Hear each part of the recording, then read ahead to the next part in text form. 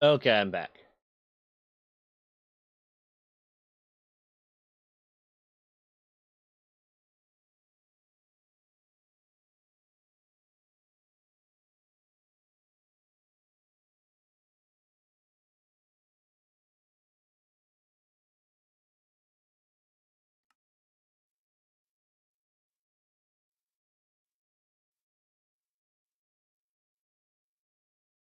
Okay, bam, bam, bam. What did I pick my job as? This is Master Smith and Crafts, and use the Smith's power ups to make your armor last longer.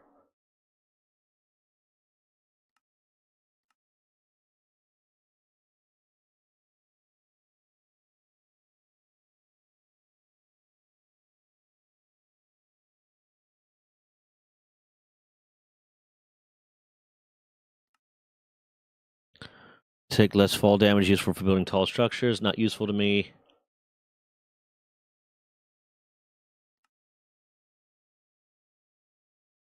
Honestly, probably Digger and Miner is probably going to be the best one for me.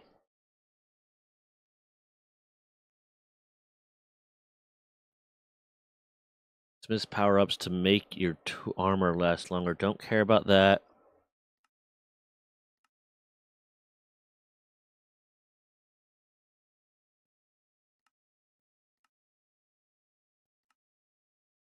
Okay.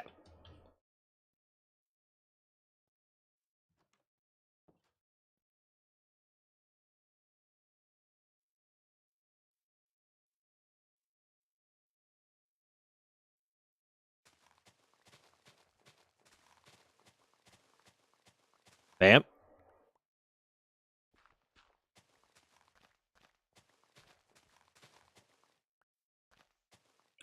What did I just get? Oh.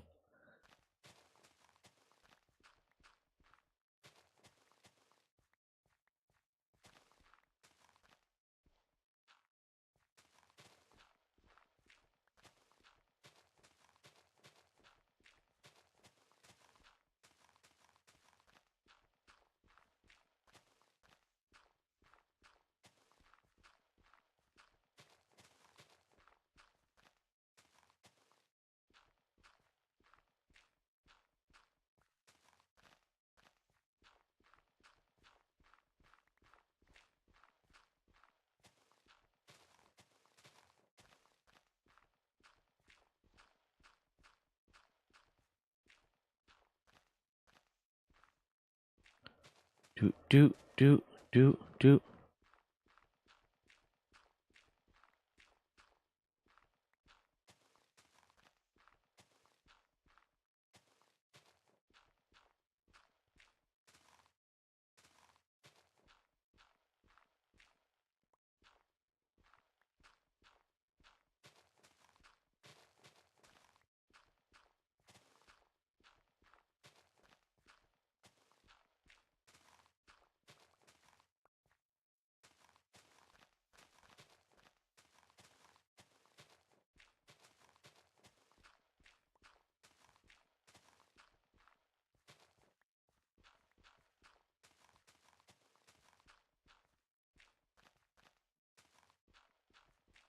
Getting instant ad. You joining? Getting instant ad. I'm sorry. Can you not hear me? You should be able to hear me. You might have to refresh because it's picking up. Hold on. Let me pop my own stream up and see what happens. Okay.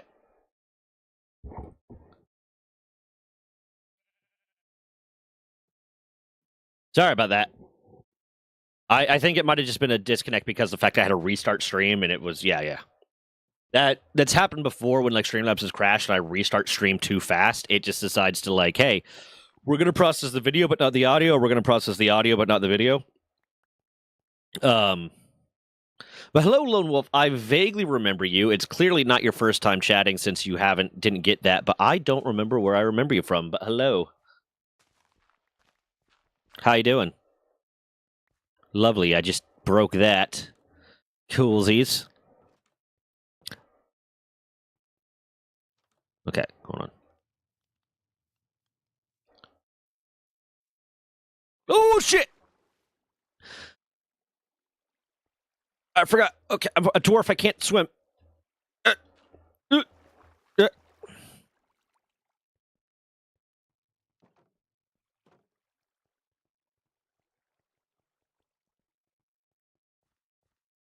Yeah, it is what it is. It processes video and audio technically through different channels, I believe. So it just causes problems sometimes when it has to process them separately or at different speeds. First only time I chatted was about 2-ish weeks ago, I think. Okay. Well, hello, welcome back. How you doing? What brought you back? Was it my charming smile?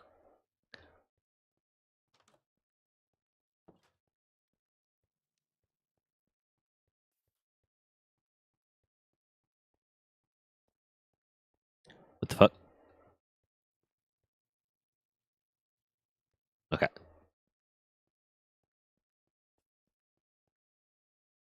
The 8th of last month? Let me see. When did you follow? Yeah, you followed on the 8th. So you popped in, saw me playing something, no clue what. Yeah. Oh, are you on the Discord? Hold on.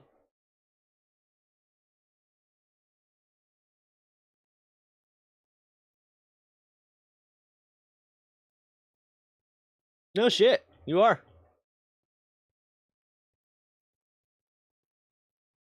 Well, welcome.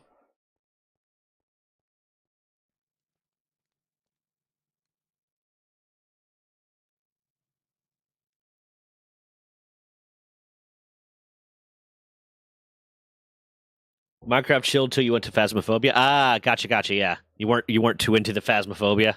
Just here for the Minecraft. That's fair. Everyone's got the thing that they like. Everyone's got the thing that they wanna watch. I used to for a while. I exclusively streamed Phasmophobia, like when I first got into streaming again, because I technically started years ago. But when I first got into streaming again, I exclusively streamed Phasmophobia. Uh, and then I was like, you know what? One, I'm a little bit. I was getting bored of Phasmophobia, and two, I didn't want to get pigeonholed as a Phasmophobia streamer because one, that's just bad. To get pigeonholed as anything, and because then you can't branch out if you get bored of it, and two, you're kind of at the mercy of the thing that you got labeled as. So like Phasmophobia just died or got taken down or whatever, be dead. But largely just because I wanted to do more variety and I wanted to do things that weren't Phasmophobia. And then almost fucking immediately when the first time I switched from Phasmophobia to streaming something else, I lost like half my viewership. And yeah, it's also fair. Like just time plays a factor into that.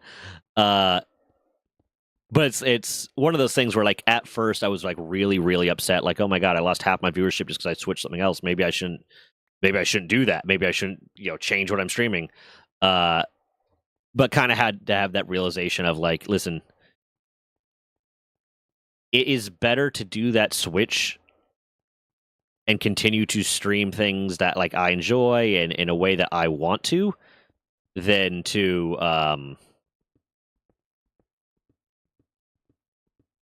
like feel stuck and eventually lose the passion for it and lose the enjoyment of it because I wanted to keep that audience. Because the audience I ultimately want is the one that just is here for me, not here for the game that I'm playing necessarily. Which it's fine. Like if you're here to watch me play a specific game, that is fine. But I also want to cultivate an audience that is here because they like my personality and they want to just watch me play things or watch me talk about things and stuff like that, along with the ones that are here for like specific games. Phasmophobia is like it's a horror survival game where your goal is to figure out what the type of ghost is based off of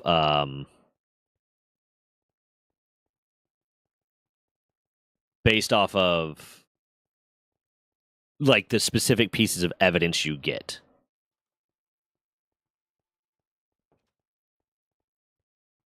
And like the ghost can kill you if you fuck up. kind of thing. Or honestly, you don't even necessarily need to fuck up for the ghost to decide to kill you. The ghost can just kill you because it wants to.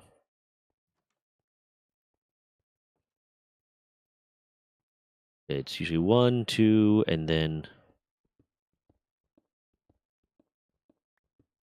digging out these halls.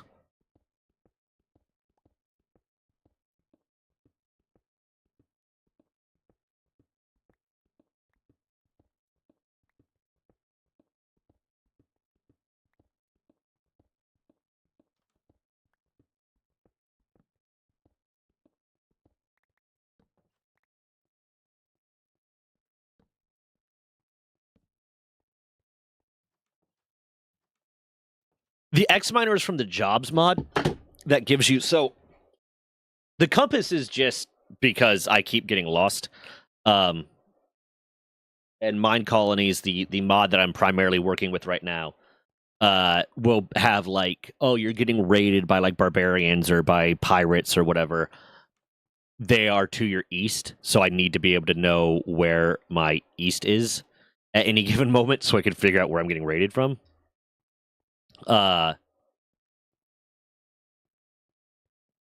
And the X Miner is from the Jobs mod, so you can pick jobs.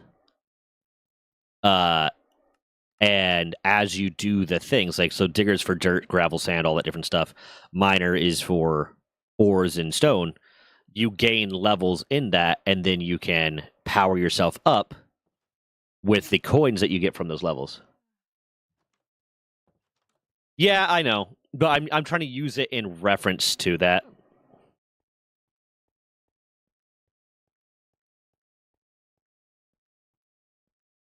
So it's like I know where world spawn is, so it's a little bit easier to kind of get it. It is a bit of like a clusterfuck.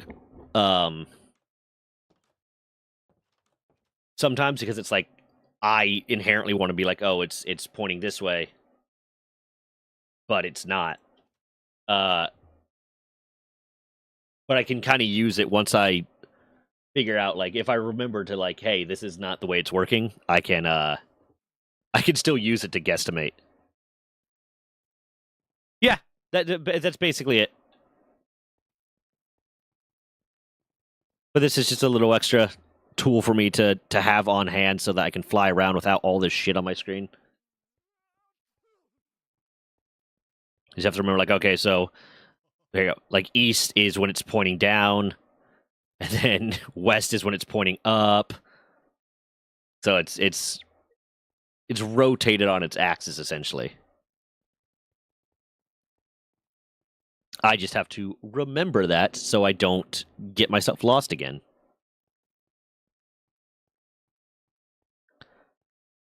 Okay.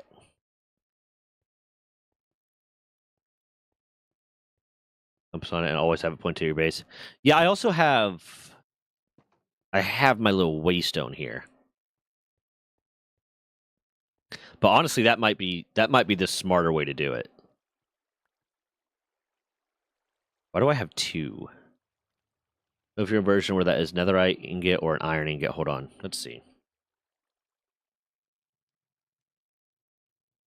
It is netherite. That might be smarter to do, honestly, so when I get lost from my base, I can find it.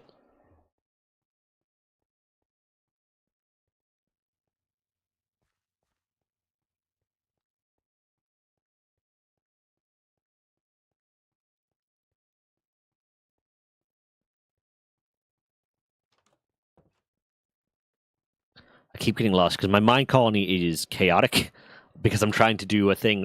My character is a dwarf for the purpose of this RP. My character is a dwarf. And I'm trying to, like, do a thing where I'm just building my colony straight up and down, but it causes it to be a little bit of a labyrinth. Yeah, so the map mod will be unlocked based off decisions that they make. So the whole purpose of this RP server is essentially the things that they do, the decisions that they make, and the quests that we give them that they fulfill are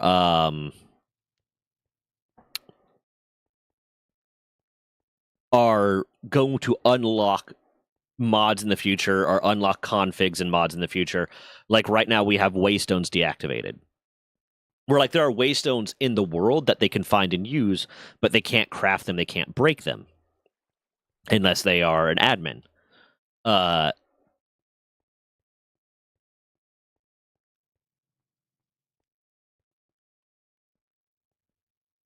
But if they do certain things, then waystones get unlocked and they can start using the waystones. They have like certain other things are config, certain other mods are going to be popped in. So one of the things that they're going to be doing at some point, they're going to be asked to build a map room. And if they build the map room, then we unlock the mini map mod, or they unlock the map mod for them. So it's all kind of like a progression based RP server thing that we're doing. This is an idea I've had for like years now that I've been wanting to do.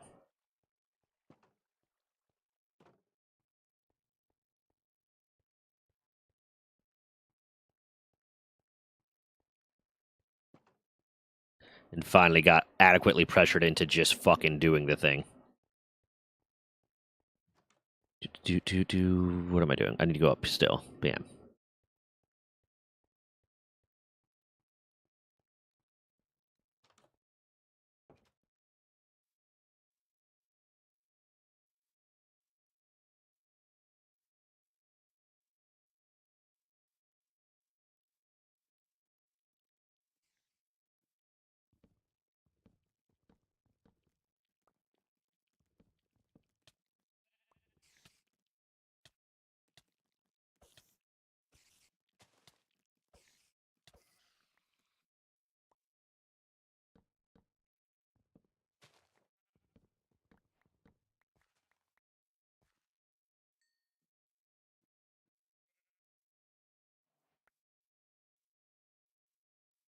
So we do have Atlas mod. We do have the Atlas one. We have that currently.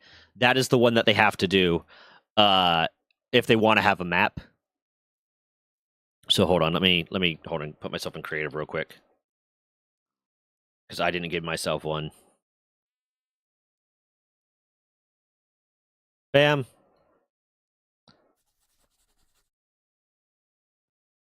But we've configured it so that it uses paper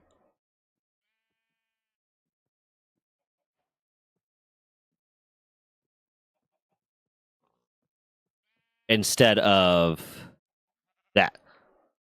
So we do have, yeah, we have it. It's just, they have to use paper to fill it out.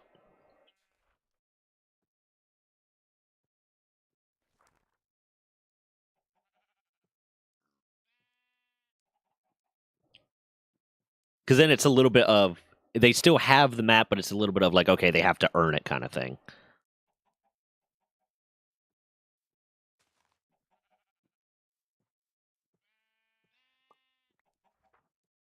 Oopsie daisies.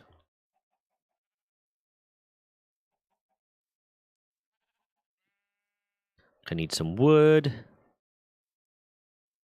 Still. The server's been live since Saturday, but I've been mostly either doing DMPC stuff or just kind of not existing thing. So I haven't really actually played survival style. So I'm still remembering all the shit that I got to do.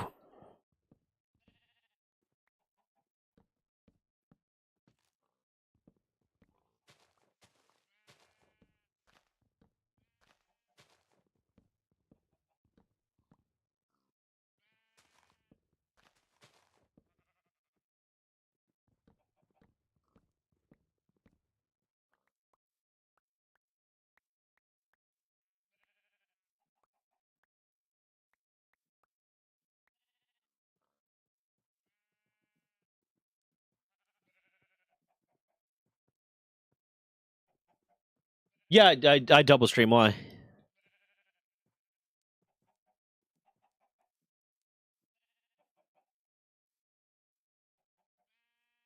Do. Bam. Let's get down here, get a little bit more wood. Also, I need to give the saplings to my forester.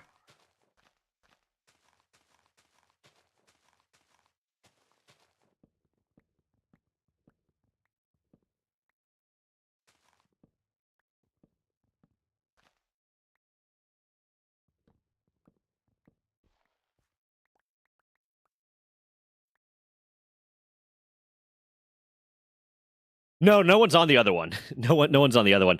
I dual stream to YouTube, but the YouTube is that I dual stream to is like a secondary one that's just for streaming. So I don't really have an audience there.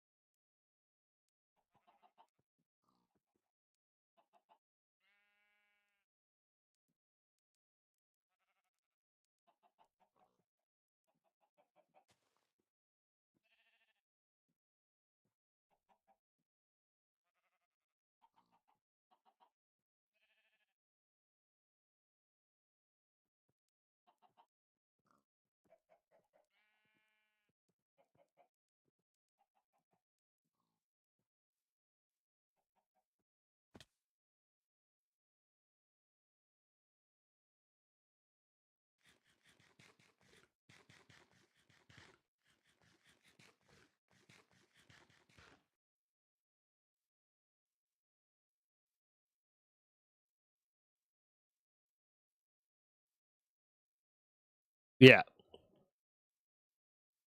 It's yeah. I had for a while, like I was using my primary YouTube to stream to. But one that just like kind of brought the trolls in because if people didn't like something that I said in a video, they would, get pissy about it and they'd come to stream whenever I was streaming and be dicks. And then two, I didn't like the fact that it meant that there was constant, like every day that I streamed, there's a new video being posted that had nothing to do with the rest of like what the channel was mainly about. Because the channel's not a Let's Play channel, so it's like, but my streams are Let's Play streams. So it's helped to divide the audience a little bit. So now I stream to my YouTube Runga Live, which is for streaming and as a repository for like clips and videos that were just from stream rather than planned out content or heavily edited content kind of stuff. Because like the Let's Play channel I also have that we need to get to work on kind of thing is going to be like Let's Plays that are both either recorded on stream or off stream, but like actually edited and cut together in a way that flows well and blah blah blah and all that different stuff. Whereas the live channel is just going to be like, hey, I went on this rant on stream about something. Let's show it. Let's leave it for people kind of thing. Okay, what am I doing? One, I need to give. I'm going to need to give my forester a handful of axes. And I need to give my forester.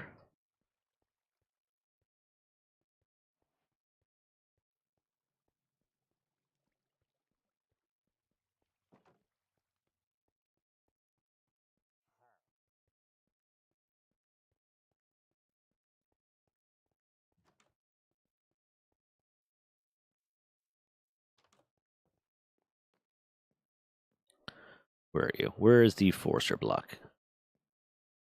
Where's the forester block?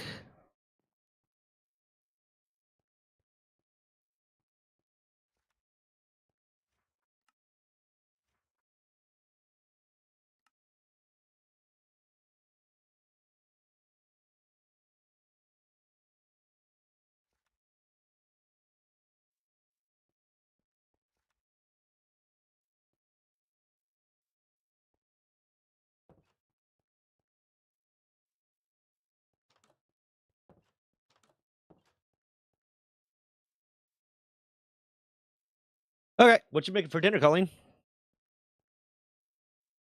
But how are you, Lone Wolf? How did you find the channel in the first place? I don't know if I asked that. I'm always interested in finding because I get a lot of people coming from like my YouTube and they're like, yeah, I looked you up on Twitch kind of thing. But then some people are just like, I was just fucking scrolling Twitch and I found it. Taco quesadilla? Taco quesadilla. That's nice. Like a good quesadilla. I've been a lot of the Tensura mod here recently and has a bug when you hold something in your hand, it won't stack with anything of that same item in your storage or inventory, and seeing the stuff stacks for you keeps fair. I could have sworn for a while, and I found out. I just found out because I was kind of talking about it on stream at one point. Because I could have sworn for a while that beds stacked into stacks of 64. And I was like, yeah, didn't beds used to stack? Wasn't that a thing? And everyone was like, no, beds never stacked. I was like, I probably just had a mod that I was so used to using that had beds stack that I just could not process it when they weren't stacking. Like I was just so very confused that they weren't stacking because I was using a mod to make them stack. Do.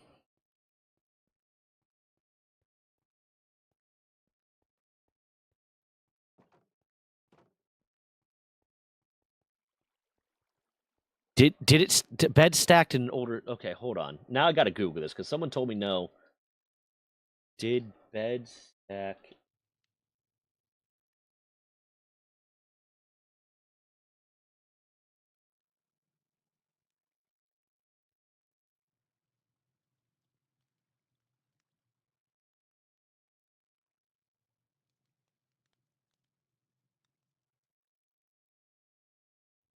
Let me see. History.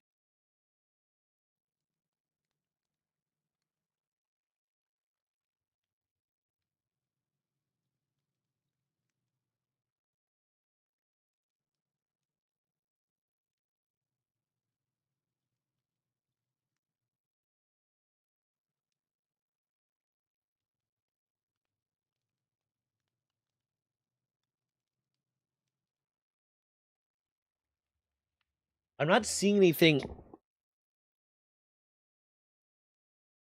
Yeah, I'm not seeing anything that says like I went through the thing and there's nothing in like the history that I was able to see briefly. I mean, to be fair, I looked for like 10 seconds, but nothing in the history that I was able to see that said that they stacked.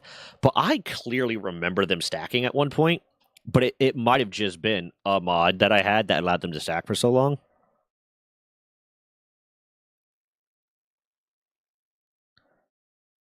I'm gonna need to do a lot of digging.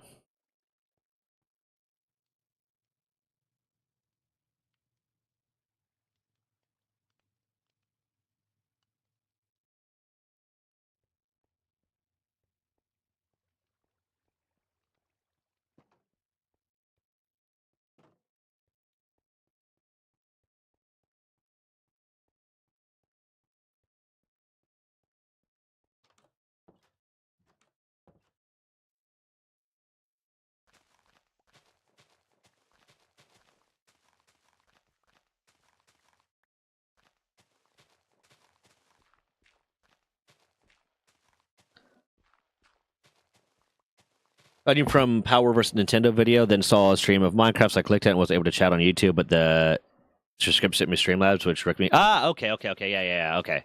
I think I remember that exact line of conversation now that you actually mention it. Because I think I asked and you said that exact same thing.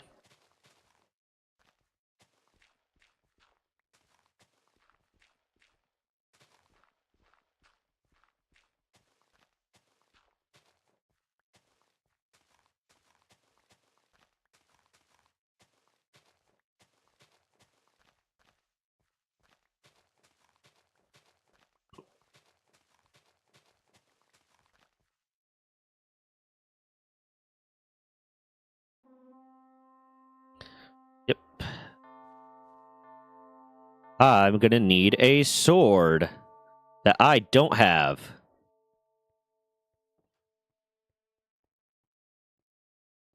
About the TYSM? The what? Hold on.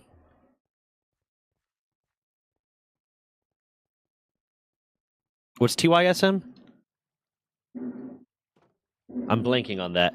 Yeah, I'm Oh, about the TISM. Gotcha. Okay. Yeah, no, I am like somewhat good at remembering conversations, but not people. Whereas, do I not have a chest? Did I never make a chest? Hold on.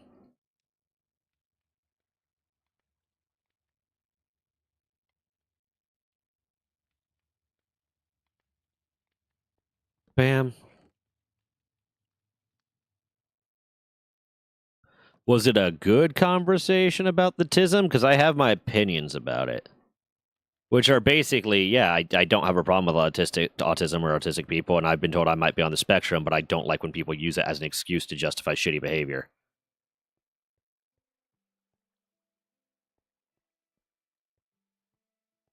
Yeah, I need the sword anyways.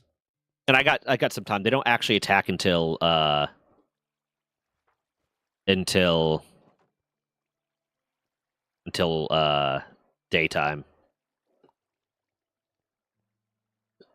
Oh fuck, I keep forgetting I can't swim because I'm a dwarf.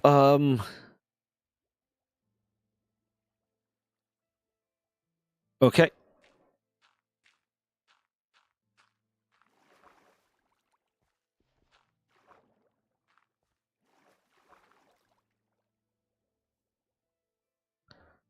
It's southeast, right? So that direction. Gotcha.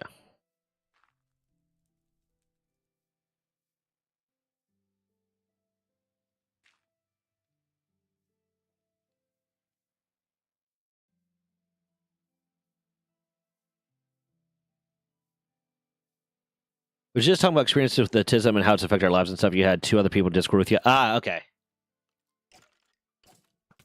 Yeah, it's a topic that comes up frequently enough, but I have my set of opinions about it. And the big thing is like, yeah, you need to like understand it well enough to be compassionate, but I have a problem when people start to use it as their excuse for why they're cruel to people or why they're mean to people or why they just ignore boundaries. Because it's ultimately, it's like, it's one thing to be like, hey, I'm autistic. I did not understand this thing that I was doing was inappropriate. But it's another thing to be like, hey, I'm autistic. And despite the fact that you've repeatedly explained that this thing is inappropriate, I'm going to ignore that because I'm autistic. And I've known people that are like that. I've known people that like I've had situations where I've repeatedly said like, hey, this thing that you're doing upsets me. I do not like this. Like partners I've had, like romantic partners I've had, this thing that you're doing upsets me. I don't like when you do it. And then I just start hearing the, well, I'm autistic excuse. And it's like, okay, that is irrelevant to what I just told you. I'm not saying I'm mad at you this time, but I'm saying please don't do this again. And then when they do it again and I bring up the fact that that I'm upset at them for doing it again, they're like, and I've discussed this before, there's like, well, I'm autistic, it's okay. No, it's not. It gets you, for me, it gets you like the pass of like, hey, you might not have known that the thing that you were doing was upsetting or something that was going to bother me. So I'm gonna try to explain to you, like, hey, this thing that you're doing is upsetting and it bothered me. But if you keep doing it, that's willful at that point. That is not, you know, you not understanding. That is you disregarding.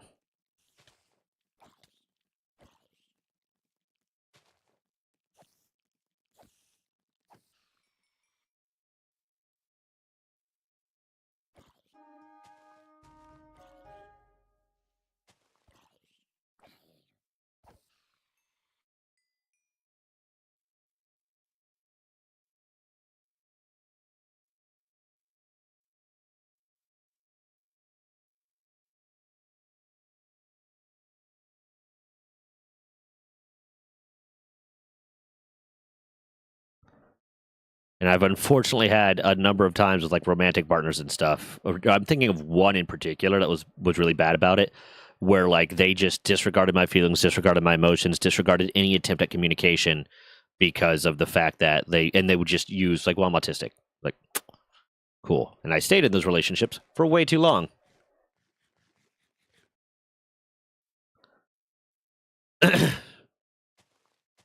Yeah. And I've never been diagnosed as on the autism spectrum. I'm neurodivergent. I have ADHD. I have OCD. I have a few other things that are like just in my record that I'm diagnosed with them. I've never been diagnosed with autism. It was brought to my attention that I might be autistic by my ex-wife's aunt, who like works with autistic children and had to take like classes on how to diagnose autism in adults. And she's like, yeah, you demonstrate a lot of traits of autism. So I brought it. I talked to my therapist about it. I was like, hey, so this is a thing that I was told. And he was like, well, I could see it being the case, but also like, hey, you have a lot of other conditions that you do have, and it will be hard to kind of differentiate. Are the symptoms of those conditions different than the symptoms of, like, separate from the symptoms of autism? Because when you have a lot of them together, they can kind of, they're comorbid a lot of times. And he was like, do you want to go down the route of trying to get diagnosed? I said, no, I don't care. It doesn't, like, it being diagnosed or not diagnosed will not affect me one way or the other. So I didn't really particularly care about getting a diagnosis just so that I could go around saying, hey guys, guess what? I'm autistic. Like, no, it doesn't. Didn't matter to me. I have learned how I best interact with the world. And having a diagnosis to explain it is not going to help me interact any better. It's just going to be a thing.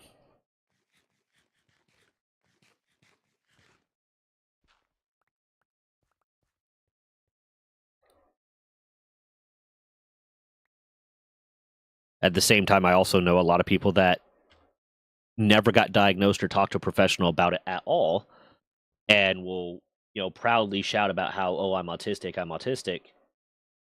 every time they, want to be included in a conversation, or every time they want attention, or every time they're trying to get away with the behavior. But then when you ask about the diagnosis, they said, oh, well, no, I was never diagnosed. I never saw something special, but, I think I'm autistic. It's like, that is... No. It's... To me, that is a problem because it, one, can be offensive to actually autistic people, but two, it is... Not every behavior that is a trait of autism only exists in autistic people. And now you are using it as a tool and a weapon that could do harm in a way that could do harm to actually autistic people, because you are potentially misrepresenting autism to someone that doesn't know any better. So now they're going to look at you as a representative of what autism looks like and what autism is. And if you're using it to be a shitty person, they're just going to say, oh, well, autistic people are just kind of shitty. And it's harmful to do that. It's one thing to, like, say, I think I might be autistic, and then go down a path to try to figure that out. But if you're just, never diagnosed, never had it, never whatever, you just like, you know what? Sometimes autistic people can be kind of rude, and people have told me that I'm kind of rude, and sometimes autistic people aren't as concerned with other people's feelings, and I'm not concerned with other people's feelings, and now you're what you are is a narcissist, but you're using autism to disguise it. You are now hurting actually autistic people because you are misrepresenting what what it is to people in a way that is detrimental and deleterious.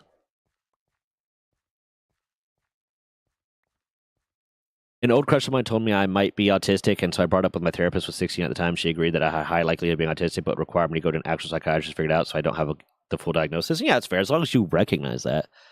And as long as you're not, like, screaming at people that the way you behave disrespectfully or whatever is because you're autistic, and it's okay because of that, and instead just recognizing that, hey, it's a behavior that might not be super positive.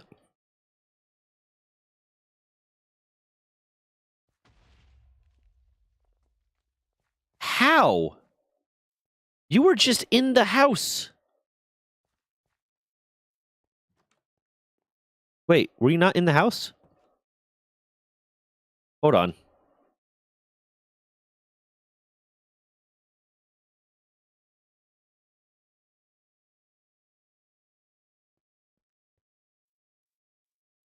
Where the fuck were you?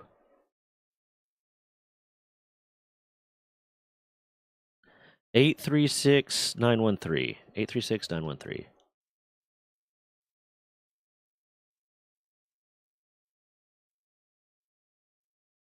836.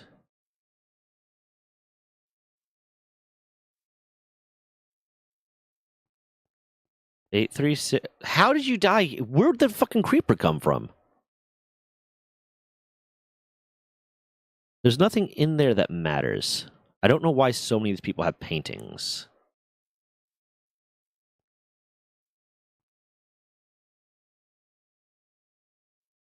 But no, I had an ex that was never diagnosed. But decided one day that she was autistic, and then would use that self-diagnosis anytime you said she did something that upset you, or she said that she did something you didn't like, or anytime she just wanted to be included in a conversation about people with, mental illness or whatever. She's like, oh, well, I'm autistic, and would just shout about it. But in reality, she was just self-absorbed and a narcissist. Like, she did not have concern or compassion for other people. She only saw people for what she could get out of them, and it was a problem.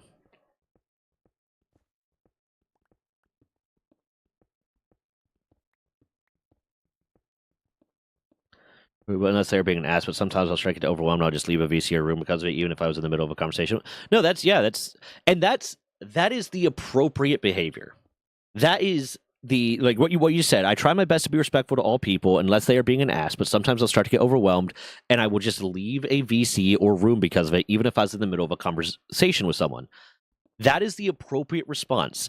If you have some sort of a mental disability or mental thing, that neurodivergence, like ADHD, autism, OCD, whatever it is, that causes you to respond in a way that might not be positive, or get easily frustrated or get easily overwhelmed in social situations or in certain situations, it is your responsibility to recognize that and separate yourself when you know that you are going to be overwhelmed, or when you know that you are reaching a state of being overwhelmed or overstimulated that is going to cause you to take that out on other people. I have ADHD. I have OCD. I sometimes get really readily overwhelmed and overstimulated, and it can cause problems. But what I don't do is I don't tell everyone else that they need to be cognizant of my ADHD and my OCD and change their behaviors so that I can feel comfortable around them. I just remove myself from the situation.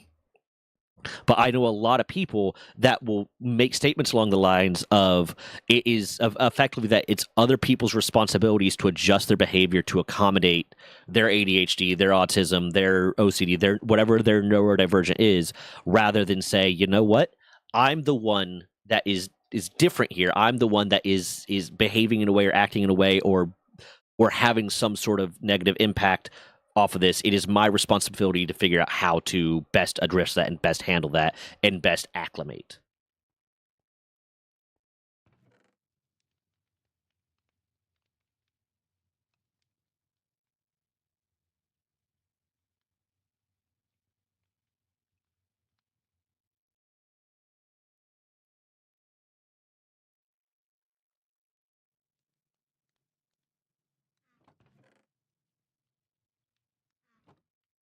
Hey, what's up, Catstroth? How you doing? Yeah, I mean, I'll say this. I can understand why, from the perspective of like an outside observer, they might say it was being disrespectful or childish. Because if you just leave without saying anything, that can come off as like, oh, you're storming off, you're throwing a tantrum, whatever, to someone that's not aware of like what's going on in your head. Especially to someone that's not aware of or has never felt that level of overstimulation where it's like, I need to be out of this situation right now. Because to them, it's like, why the fuck did they, why are they acting like that? So I can get where that perspective comes from. So like my immediate advice to like how to stop that preconception from happening is to, like, when you feel like you are being overstimulated or you feel like you need to separate yourself from a situation, communicate that and say like, hey, I feel like I'm feeling overstimulated right now. This conversation is overstimulated, or there's just too much noise or whatever. I need to go. And then hopefully they understand that, and hopefully they are not going to be dicks about the fact that like you're separating yourself from a situation that's making you uncomfortable. You'll probably still get people that are like, well, that's very immature, but fuck those people. Those people's opinions don't matter to you. They shouldn't, at least. So that would be my advice: is have that little bit of extra communication, just to like allow people to know why you are behaving the way you are. And then it might turn it away to where people are like more willing to accommodate that, more willing to like be like, because it is very nice and it is a good societal trait for people to be willing to accommodate things like that. But it is a bad personality trait to expect people to accommodate you. So it's totally, so some people might be like, you know what? Hey, sometimes we're too loud, and that's bad for this person. Let's do our best to accommodate the fact that they can't handle a lot of that. And hopefully that works. Yeah. Doing all right, doing well enough at least. What you having for dinner, Castroth? Which I also get, but now I live alone in a camper out in the middle of the woods. But it was always my stepmother father that said it, even when I told him I'm going to my room to calm down. Yeah. No, that I think there's a level of that too with like one with the older generation. To an extent, they kind of just expect you to sit there and take it. And I know I was in a lot of ways like kind of raised in such a way of like just deal with this thing that you're uncomfortable with or you're unhappy with because it'll make other people happy or it's the polite thing to do. And there are instances where it's like, yeah, sometimes you gotta put up with some shit for like the greater good. But also like you need to have boundaries and you need to take care of yourself. But how's it living in a camper in the middle of the woods? There's a part of me that would really love to do that. Like, I like being around stuff. I like being around cities and having things to do. But there's also a part of me that's like, I would really love to just disappear. Pepperoni pizza and garlic bread? That does sound really good. How far out am I going? Okay.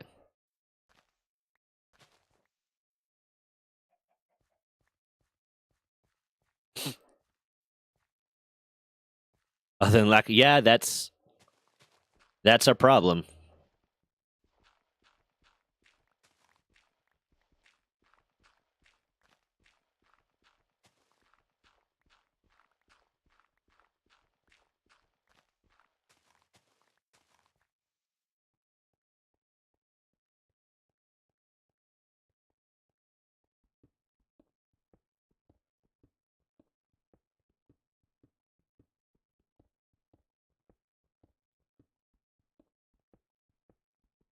Do you have like a line of work or something that you are in, or is it just like, kind of you doing the nomad thing, just kind of popping around and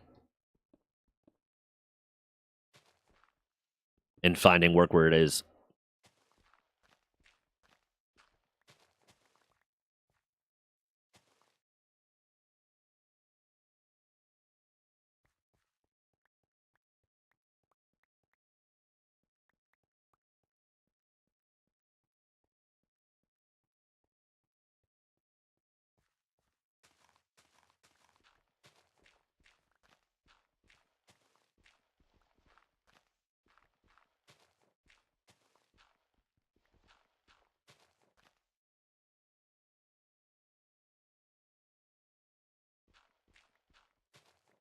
Pay for my internet, the electricity is paid for because I'm on my grandma's property, and the water is also paid for the same reason. Gotcha. Is there a line? Is there like a line of work you're trying to get into, or is it just kind of you just at that stage where you're like, yeah, I'm just figuring shit out, which is valid. It's fine. You're allowed to take time to figure yourself out.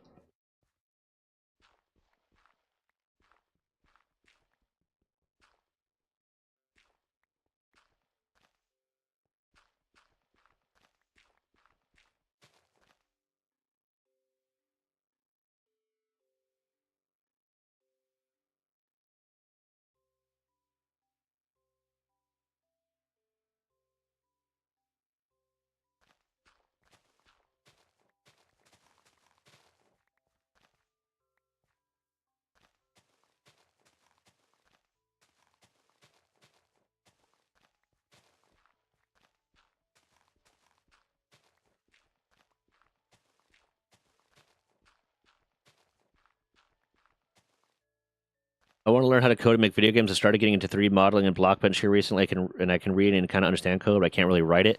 Yeah, GitHub would be an incredibly useful repository for you. To like learn specific codes and stuff. And maybe something like ClickTeam Fusion or a block-based or mesh-based coding software will be kind of a good place to start because it'll give you like a visual way to understand the syntax. And then it's just learning how to write those individual blocks essentially.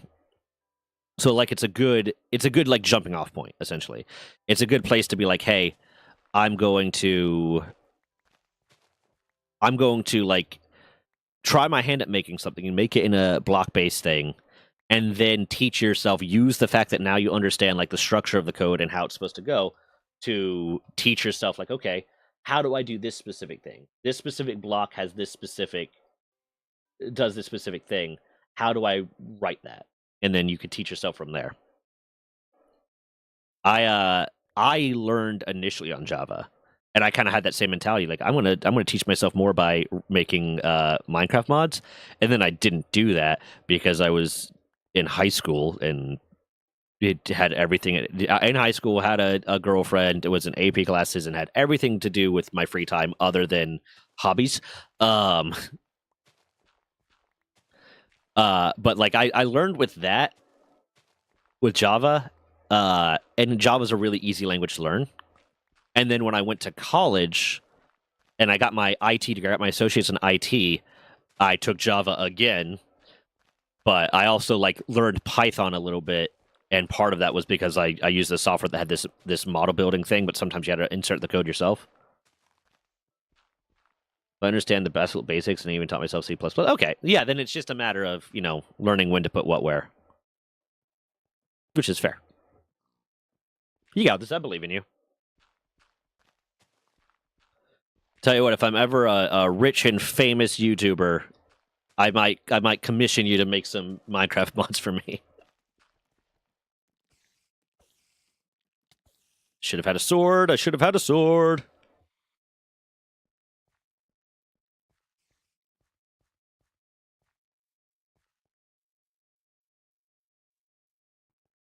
Yeah, my high school girlfriend was not a gamer.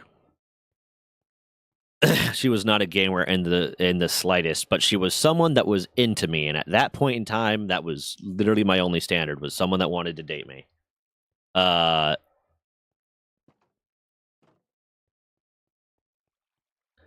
then like the next girl I dated for any long, technically the next girl I dated was also not in any way geeky, like not even the slightest.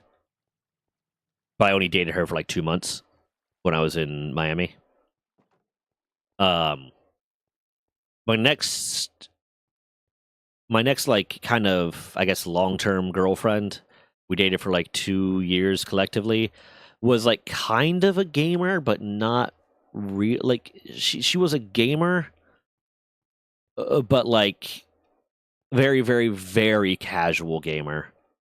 But it wasn't really like problematic to my hobbies because she didn't really like have a problem with me being a gamer. Why are you not working? Why are you literally doing everything but working? I forgot to. Did I? No, I signed this one. Yeah, carrots. But then pretty much everyone I dated after that was in some way, shape, or form an actual like gamer, like spent time gaming.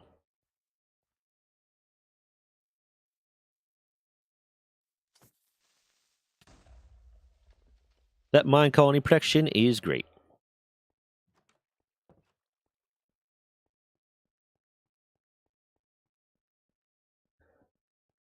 I'm just not motivated to do anything at the moment. Yeah, no, I feel that. I mean, there's nothing wrong. Like, listen, I'm not gonna to yuck someone's yum or tell someone that they're not a gamer because they don't play the types of games that I play. The reason, like, I referred to my one ex as like kind of a gamer was because it was she would play video games, but like it was very, very rare that she would play video games, and it was like the same few because she just wanted to do other things. So she was more of a person that played video games than she was a gamer, quote unquote. In my mind, at least, the way like I kind of interpret it. it's kind of like you can have someone that, you know, goes swimming occasionally at the beach like once or twice a year, but are they a swimmer versus someone that's at the pool every day? Yeah. So like, yeah. It's oh, she plays Minecraft and Roblox, and yeah, she's a gamer. She's just a very specific type of gamer. And there's nothing wrong with that.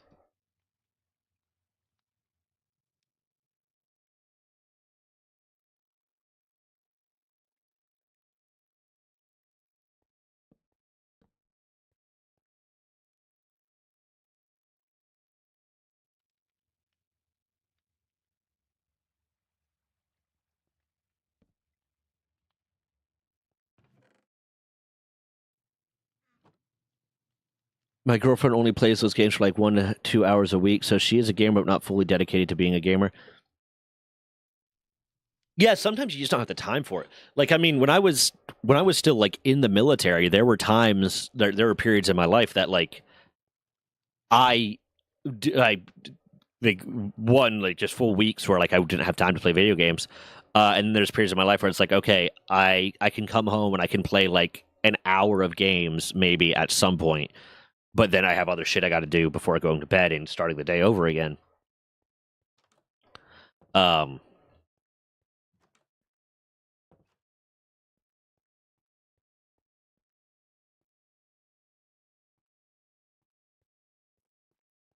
you don't either. What? I think I missed that part, or I just forgot what I was talking about. Yes. What the fuck? Oh, because that's you. What's it today Bam.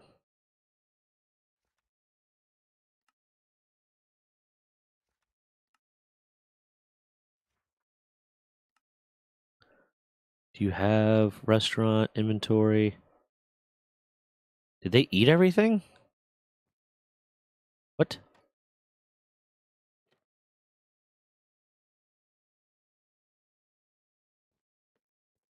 Why is my people not? Oh, okay, gotcha. Hey, what's up, Mammoth? How you doing, brother?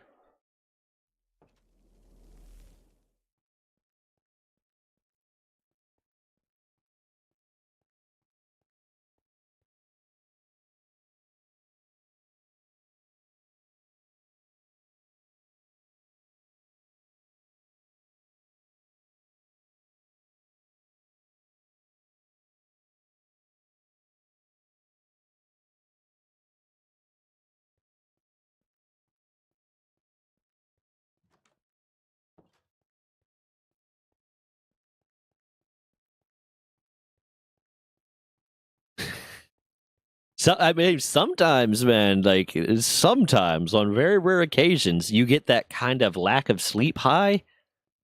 But yeah, no, that's awful, man. I hate not sleeping. Thought about going to the military here, but I have scoliosis and thyroid issues. My father was turned away for scoliosis before, and this was nowhere near as bad as mine. Yeah, that is, I'm pretty sure, like immediately disqualifying. Hold on.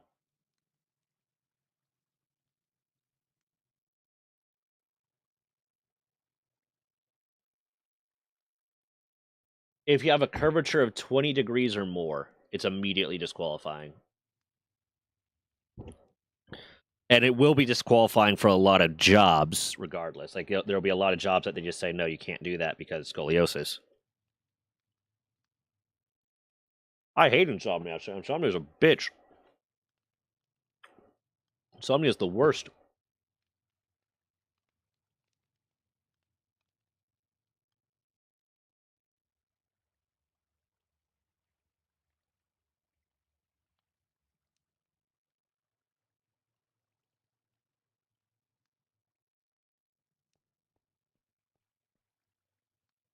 I have to take some sort of medication or inebriation in order to sleep.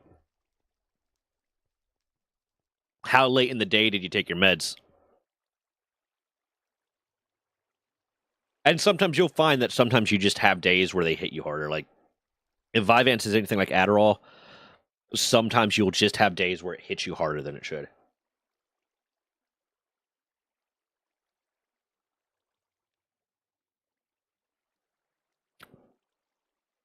Mm.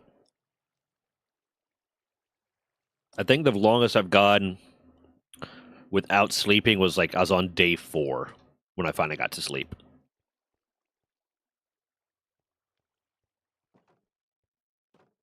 I need to figure out why my farmer's not working. Who are you? I can't work like this. Didn't I give you a hoe? I could have sworn I gave you hoes.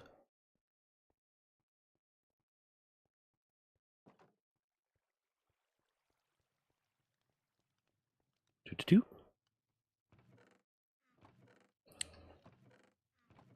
But yeah, Mammoth, you just seem like you've been fucking overwhelmed lately, man.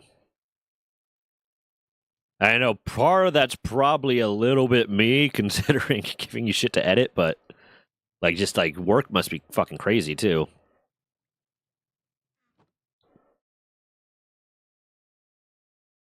Let's get rid of that. I don't like having odds.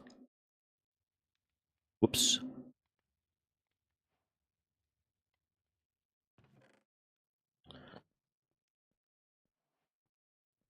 Yeah, it's I mean same thing. Just shit going. What's up, Skate? How you doing, brother? Yeah, no, the hallucinations were bad. The hallucinations were really, really bad. With the lack of sleep hallucinations, I had So story time. At one point I went like several days without sleep when I was PCSing between commands because I just had so much shit to do. I had to have my checkout stuff to do. I wasn't taking like terminal leave because I was going straight to a school, or like PCS leave because I was going straight to a schoolhouse. So I had to like get my car tires changed. I had to get my car checked. I had to pack up my stuff because I was doing like a partial Diddy move. I had a bunch of shit that I had to do, and without realizing it, I went 3 days without sleeping. And I was driving from South Florida to Pennsylvania to drop stuff off at my parents' house to then go to Virginia for the school that I was going to. And like, I was like, okay, cool. And I was like, okay, I'm going to leave at midnight. That was my plan. I was like, I'm going to leave at midnight because then I'll get out of Florida before rush hour traffic. Awesome. Let's do this. And I finally like, okay, it's midnight. I get on the road. I get my cat into the car because I had my own apartment at that point. I get my cat into the car, and I get on the road. And when I get on the highway, I realize how tired I am, and I realize I haven't slept at all. And I start debating, can I get through it? Can I get through this? And as I'm coming over like a crest on the highway, I see in the distance a giant Hershey's Kiss with a top hat and a cane, twirling the cane and just walking across the highway. And I pull over and I just start fucking crying because this was in my sleep addled state. This was the scariest thing that I have ever seen. And I am terrified. So like I'm like, okay, I need to get off the highway. I need to turn around. I need to get back to my apartment because I had to leave the door unlocked because I had a roommate and I like left the key on the thing. And I'm trying to get back, but I keep missing my exit. I get in the highway, turned around. I have my GPS pointing me back to the apartment. I get on the highway, turned around, and I'm trying to get back, but I'm like falling asleep while driving, like actively falling asleep while driving. So like every time I come up on my exit, I pass out for a second and I miss my exit, and then I start crying like I just want to go home and get some sleep. Like I was so fucking exhausted. And I finally get into all my shit's packed up. I finally get back to my apartment and I go into my room. There's no bed, there's nothing, and I just lay on the floor and I pass out for like 6 hours. And that was all the sleep I could get.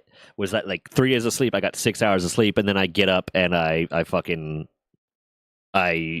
in the car and I drive to Pennsylvania, and it was bad. But I've learned that I cannot, once I hit about like halfway or 3/4 of the way through like the second day of being awake, I can't get in my car. I can't do anything. Like I have to just like stay in my house or walk places because I will just start hallucinating people walking into the road. Like if there's anything on the side of the road, any like upright thing on the side of the road, my brain will interpret that as someone walking into the road. So like mailboxes on the road or trash cans or whatever on like the side of the road, my brain will interpret as someone trying to walk into the road, and I will swerve and I'll panic. So I was like, okay, I can like the first half of the second day without sleeping, I can do. But anything past that, I have to just stay in the house and just accept what's happening. I'm doing good, Skate. I'm doing good. How you been, man? Where is my farmer? So what will it be for you? You have a hoe. Why are you being a problem?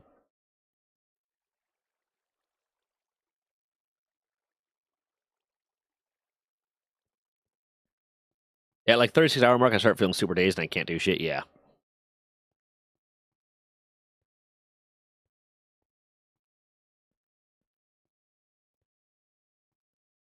No, they are. They're level 3, and they used it partially. And they like used it to do this. They just stopped planting, but now they're sick again. Oh yeah.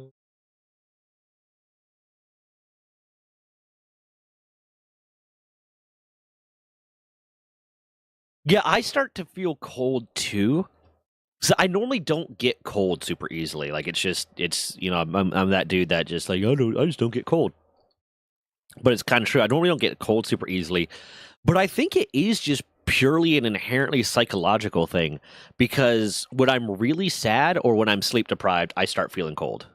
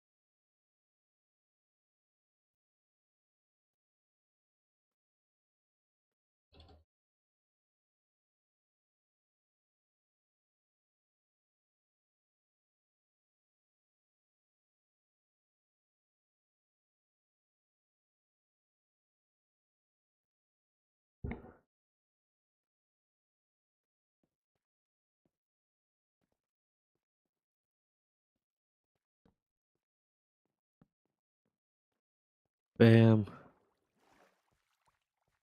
Bam. Bam. Bam. Bam. Bam. Bam.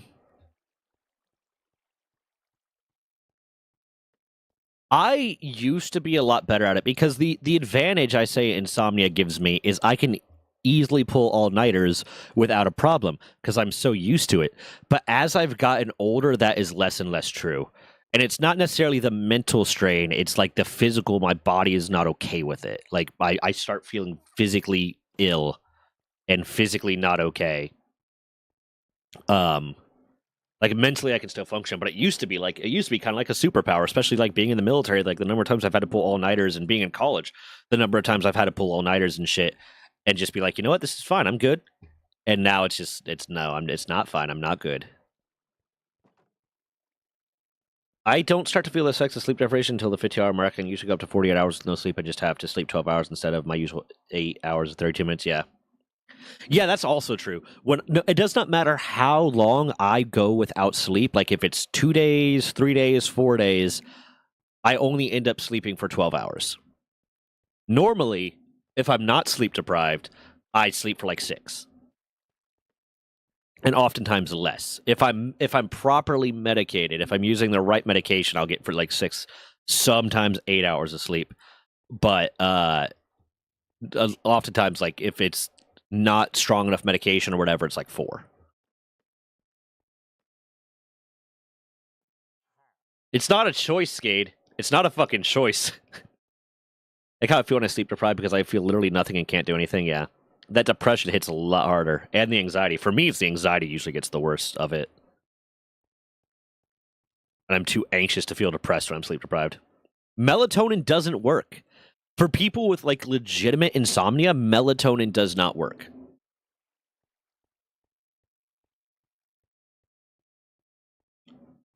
Hey, happy birthday soon.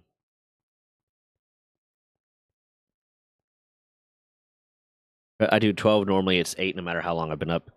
Yeah. No, it's 12 is just the fucking if I get that. Yeah, like melatonin does like for people with like legitimate insomnia, melatonin is useless. It's basically just flavored candy.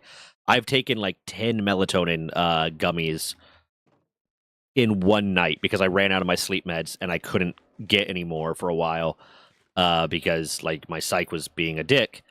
And I popped like 10 melatonin gummies and it didn't do shit.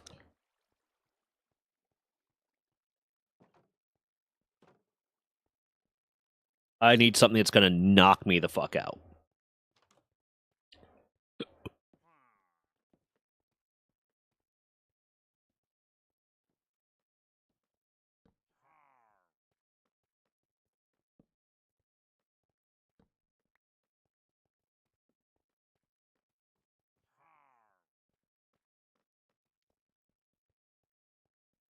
Yeah, I have to have something on. I have to have background noise. I have to have something. Yeah, I need a goth mommy to deprive me of oxygen so I can sleep sometimes. Wait, what? That's fair. That is fair. Until you've been choked with goth mommy's thighs, you don't know how well you're gonna sleep.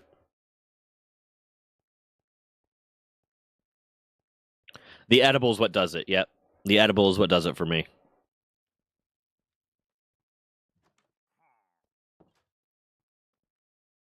Goth mommy is peak. Yeah.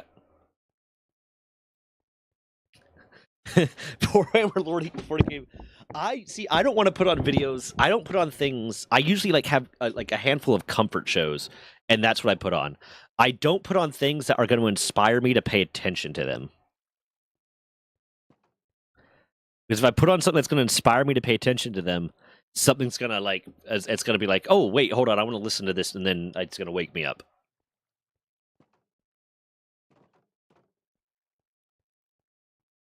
Yeah, it's stuff that I put on shows or I put on things that I've seen enough that I know exactly what's happened and it doesn't trigger the part of my brain that's actively interested, but it's still like comforting for me. Rain and Thunder are scary stories also with Rain and Thunder. Or watch Yu-Gi-Oh! Lore, I've memorized all of it. There you go.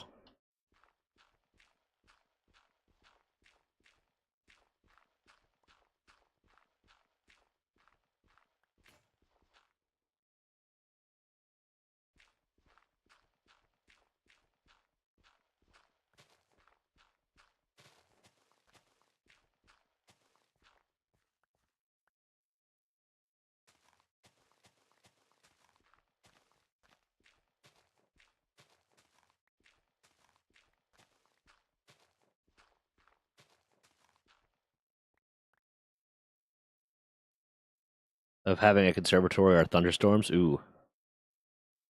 Origins mod is How I'm a Dwarf, yes.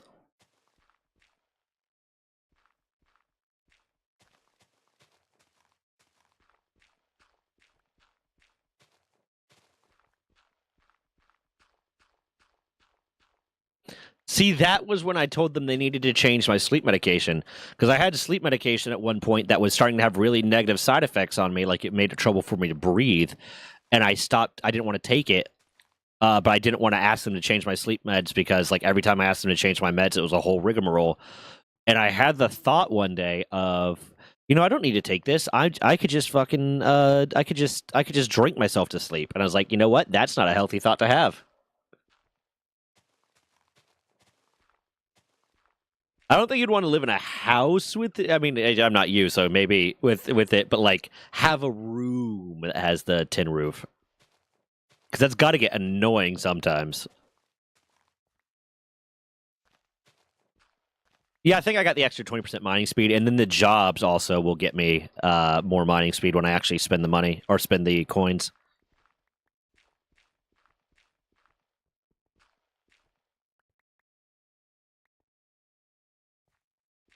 Yeah, I had a buddy that lived on a houseboat, and it's like, I don't know how you're comfortable with that. I would love to have a houseboat and travel with it occasionally, like travel coastlines, but he lived year round on that. And I was like, there are some pretty bad, like he didn't have a house, he just lived in the houseboat. It's like there's some pretty bad storms that come through that I would not want to be on a houseboat for. Oh, I'd love to live in the woods. Yeah, I've talked about that before. My ideal property would be like in the 50 acres in the with a house in the middle of it, like within driving distance of a city. Yeah.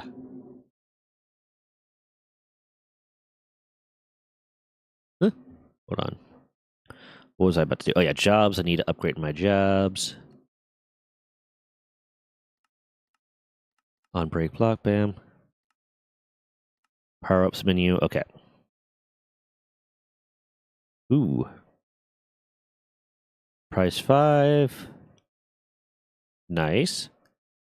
To get double drops when digging. I don't really care about that. 10% faster.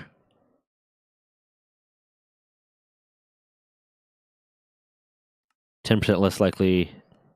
Bam.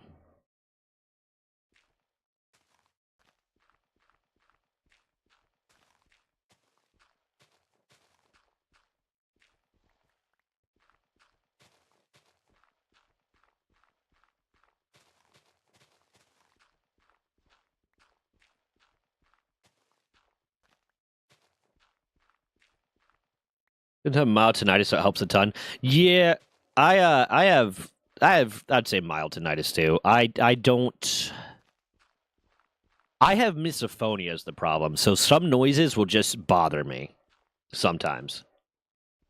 I don't like silence too. That's right. Like there is a. I like the silence of being in the woods. Like when I'm in the woods, that silence is beautiful because it's not silence. There's the rustling of the wind and the leaves and the chirping of birds or the insects, and it's that kind of like peaceful quiet. But like complete silence, that's a no. Yeah, I'm kind of like that too. I need I need my sensory inputs to all be kind of working, or the one that's not being like actively engaged will just start freaking the fuck out.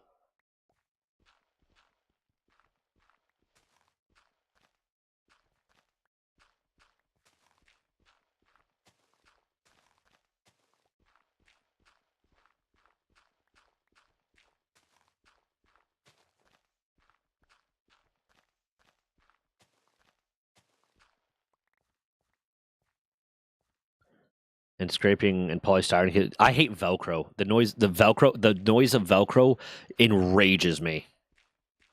Like even thinking about it right now, like my ears are mad.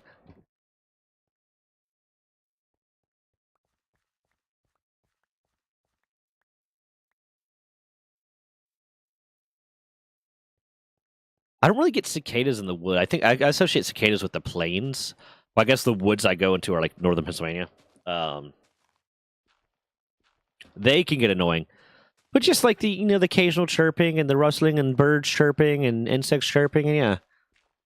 If they're fucking like swarming, that's a different thing. That's a whole different thing.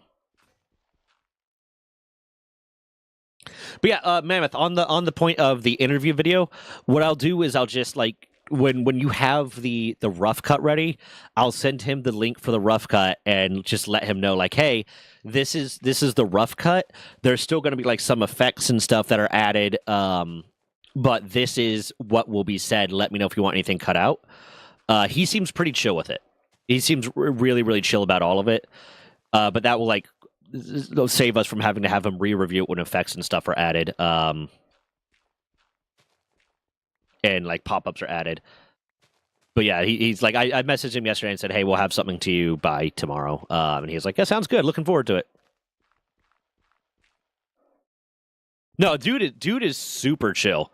The dude is really chill. And I don't honestly think, in terms of doing a rough cut, I don't think there's a lot that you're really going to need to cut. Like, there's a moment there where his mic went out that you'll have to cut around. But other than that, I don't think there were really long pauses or anything. And I don't think there's a detriment to, like, having short pauses show up. I don't think there was long pauses. I don't think there was a lot. So it's very much a, like, run it through on, like, 2 times and then see where the the moment that needs to be cut out was from his mic cutting out and anything like that. But other than that, dude's cool. Dude's real chill. Yeah, it's an interview. And honestly, like if it was an interview video and it was cut a lot, like it was really heavily cut, that would look suspicious. That would look like there's intentionally stuff that's being left out.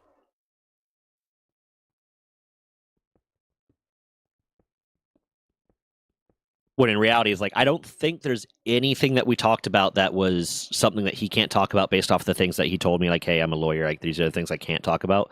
I don't think there's anything in there, so I don't think it's going to be a problem.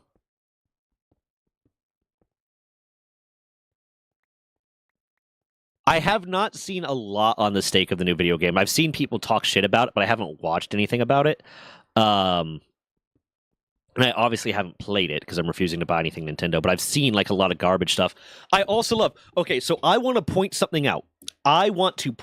My very, very first video on any of this Power World Nintendo drama was talking about the fact that Nintendo was suing Power World for patent infringement on video game mechanics, but then actively copying their mechanics. It was just a video from stream. It was me ranting about it on stream, and that was the first thing I did on any of the Nintendo Power World stuff. And I had a lot of people talking about, no, that's not what it's going to be. That's not what it's going to be. A lot of people getting in my comments like, that's not what it is. And then lo and behold, that is exactly what's fucking happening. Because that, like, the dodging the attacks, being locked in a chamber with them during the attacks, like, I was right. The very first video that I talked about this, like, they're just copying fucking Power mechanics, and people are like, no, they're not. That's not what they're gonna do. This is completely different. No, the fuck it's not. I was right. They are copying Power mechanics, like, one for one, which is fine, because mechanics shouldn't be patentable, but it's wild to be suing someone for patent infringement for mechanics that you patented after the fact, while actively copying their game mechanics. It's insane.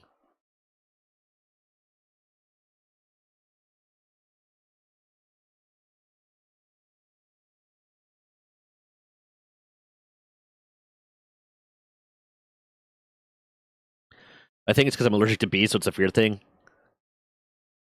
You are very shocked the latest Pokemon game is ass. No, but it's very ass apparently. Like everything I've seen, it's just straight garbage. Described it as interesting, not good. Yeah.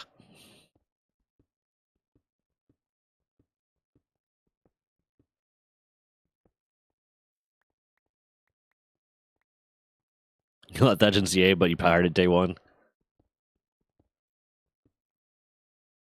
Yeah, and at the very least, what I will give WB is at least the Nemesis system was unique. The way it was implemented was unique, and it was cool, and it was something. So at least they had an original idea and patented it. I don't think it should be patentable. I don't think mechanics in video games should be patentable because it's an idea. But at least what they did was unique. What Nintendo patented hasn't been unique in 30 years. So I don't support the Nemesis system mechanic. I think it's bullshit. I don't think video mechanics should be patented at all. But at the very least, they did something unique and patented it. Whereas what Nintendo has patented isn't unique and it's not created by them.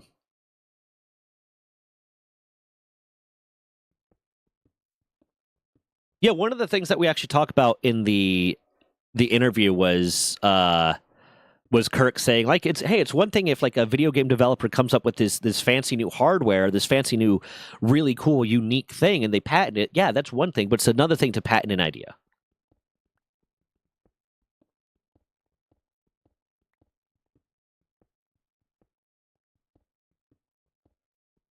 Yeah. I also had some idiot in my comments the other day try to say that Nintendo did not patent, or Nintendo does not publish Pokemon. They have nothing to do with it. And then when I just like, here, read this, and I sent them the Wikipedia article. Like, Wikipedia is not a valid source. Like, blah, blah, blah, blah, blah. It's like, cool. So I sent them the Nintendo Store link and was like, I wonder if they got back to that one. Because it's one thing, like, I get it. It's one thing when people are like, hey, Nintendo doesn't make Pokemon. The Pokemon company does. Blah, blah, blah, blah, blah. I mean, Nintendo owns part of the Pokemon company. But sure, I get that lack of like miscommunication or being very pedantic about what I'm trying to say. But saying that Nintendo has nothing to do with the publishing of Pokemon is the stupidest thing I've ever heard anyone say. And I've heard people say some pretty stupid things. I heard someone say that milk is bad for your bones, and that is the stupidest thing I've ever heard.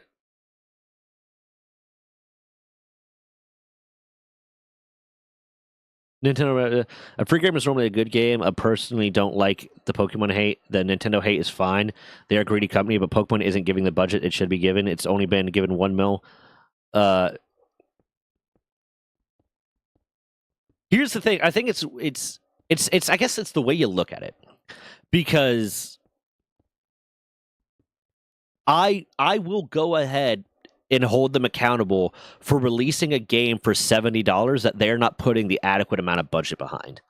But it's true that they could, if they were given a budget, they could probably make a much better game, but they don't, and they don't have that budget. So, like, you can choose to hold accountable the people that are refusing to give them the budget or whatever, but it's like it's still one of the things where it's like, they shouldn't be releasing $70, $80 games like they're AAA games if they're not going to put a AAA budget behind it.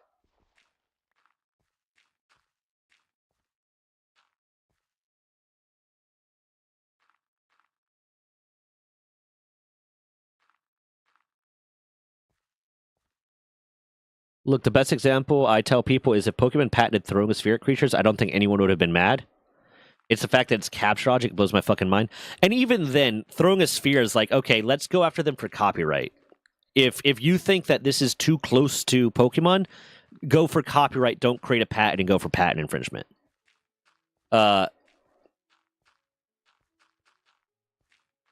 And one of the misconceptions that people have, and I made sure to ask Kirk during the interview to clarify with them, is in order to be in violation of a patent, you don't have to be in violation of every claim of the patent. You just have to be in violation of one claim of the patent. They didn't leave Temtem alone. They did sue Temtem. They just sued Temtem for something else, I think. If I remember correctly, I might be thinking of a completely different fucking game. You know what? I think I might be thinking of a completely different game. A lot of this is starting to blur together for me at this point. Yeah, all art is derivative. Painting, sculptures, movies, songs, so on and on. Anyone in the space of the art in question is going to be influenced. Yeah, there's going to be influence. Yeah, I'm thinking about a different game. I'm thinking of a different game, I think. In a different company. And it's a company, I talked about it in a video, I think. It's a company that they sued for patent infringement, but the judge ruled the patents being too broad, so they changed the patents to make them more narrow and then continued the lawsuit, which is wild. So here's the thing.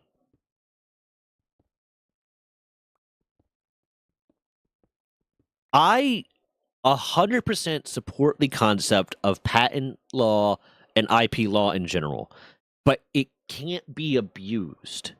It can't be this patent trolling, this manipulation. Because, like, say, okay, so, and you'll probably relate to this a little bit, Skade. I did research in the regenerative medicine lab. That research was very, very expensive. So the people that are funding that research want to see a profit from that. So they need to be able to make something and then have a patent to it for enough time that they can not only make their money back, but make a profit on it. So I agree with the concept of patent law in that sense.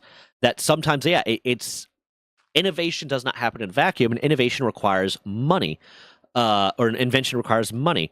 So the companies funding it need to be able to make a profit back, but like it shouldn't be in perpetuity. And I think most patents are 25 years, medical patents are 15 years. But like they should not be allowed to like patent things so broadly that they can come after everyone. And that they can just patent in general ideas and concepts. It's insane. And I do believe there should be a level of, if you don't use it, you lose it with patents. Like, if you're not actively using a patent, you should lose it. You should not be able to hold on to a patent just to tell other people they can't do it if you're not going to do it. As they should be. They should be insane. They should be restrictive. The Pokemon game is getting a new graphic system, battle system, Pokemon designs, and so much more. But if Game Freak isn't given enough budget, it will fail. Yeah, I might do Mammoth. Let's put that on the docket. I'm going to try to do research. I'm going to try to do research and look at the actual structure and control with the system of Game Freak, Nintendo, and Creature Inc. owning the Pokemon Company, and seeing who's has what say where. Because I think that would be a very informative video. I think that would be a very informative video with all this discussion going on to actually talk about who is controlling what.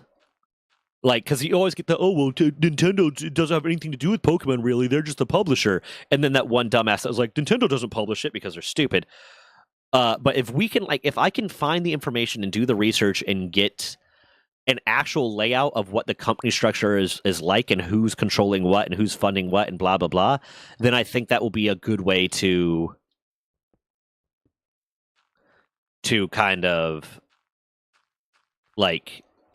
one, quell those arguments, but also just be very informative for people. So let's put that on the docket.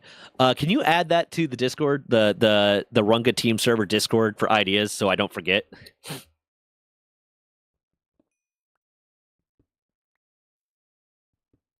Yeah, as my understanding is Game Freak is just in the development side. I don't know what the other what Creature Inc. is doing in regards. But welcome, Rista. How you doing?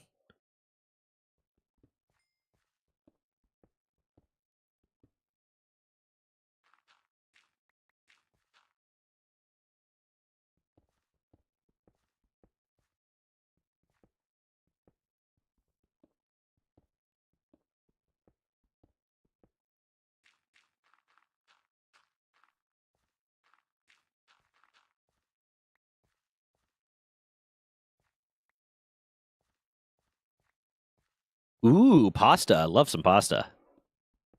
Tried to make a new RPG a while ago. They clearly put love into it, but flopped because it was a Pokemon. Don't think their hearts have been in for a while. Yeah, it's sad. They could do a lot of stuff, but they need to put the budget and the time behind it. But they're not. They're just remaking the same game again and again and again.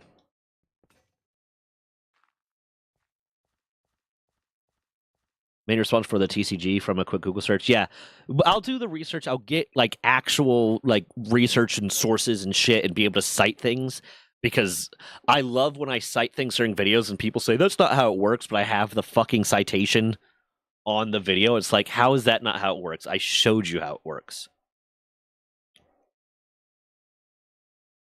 From my research, Game Freak codes and makes the models. Creature Inc. deals with merchandise, and Nintendo handles the budget and publishing.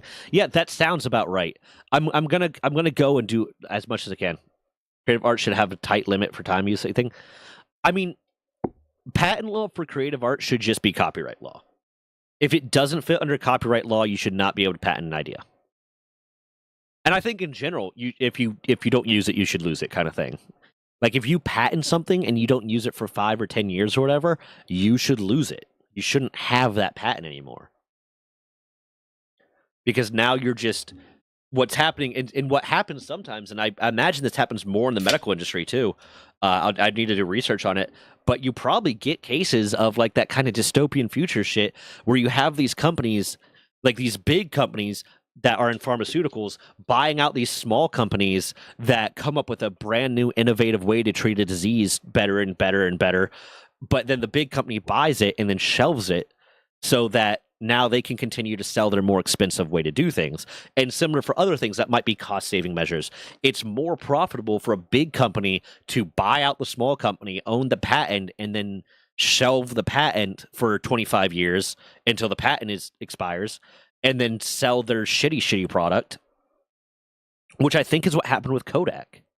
If I remember correctly, I think it was Kodak that had the patent for digital cameras, but shelved it and said, hey, we're just going to keep pushing out this camera, but then when someone else finally got digital cameras going, it killed the company. If I remember correctly, I think it was Kodak.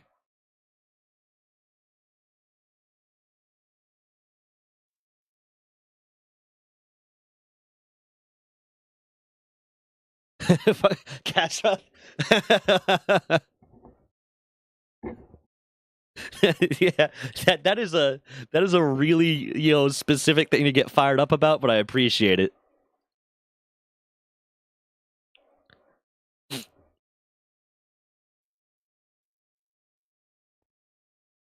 You're still mad? Okay.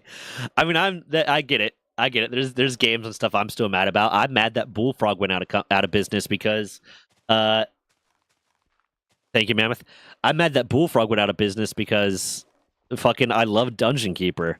I'm mad that EA fucked up Spore. The fact that EA fucked up Spore so hard and then has not made like any follow-ups to it is insane. That game was beautiful. It could have been better, but they shit all over it and all over the original plan for it and then just like shelved it. I'm mad.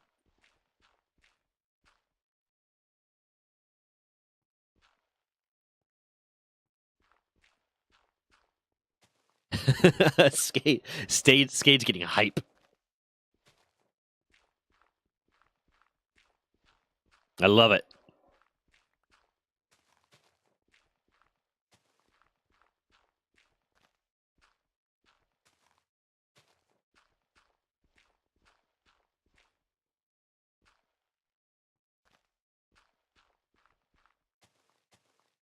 Go to my jobs.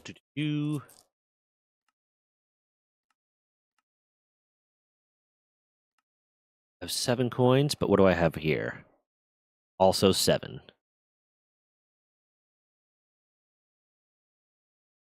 Ooh. That's actually where I want to go. Okay.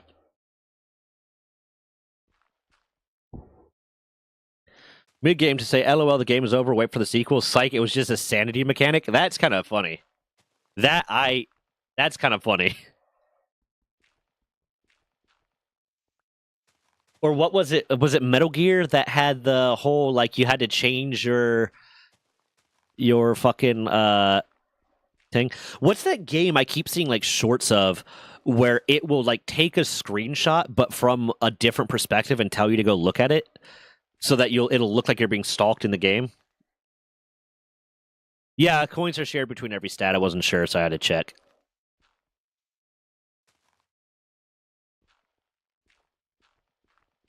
Yeah. The your save has been corrupted. Yeah, all that different shit. Like when games just like to fuck with people.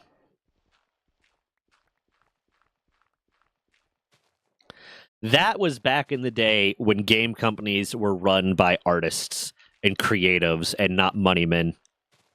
When the main thing that determined whether or not a game was going to do something was not whether or not it was going to be the most profitable rendition, but whether or not it was going to be fun.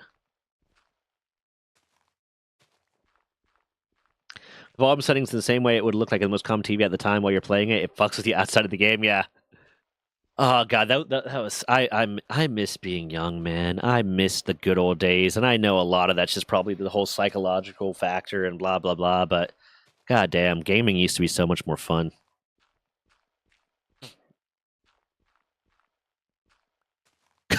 Fly on the screen, God, just what? Back when we used to have vacuum tube TVs, and they were like fucking a hard piece of glass right there instead of an LCD screen. Yeah. Yep. It's sad, man.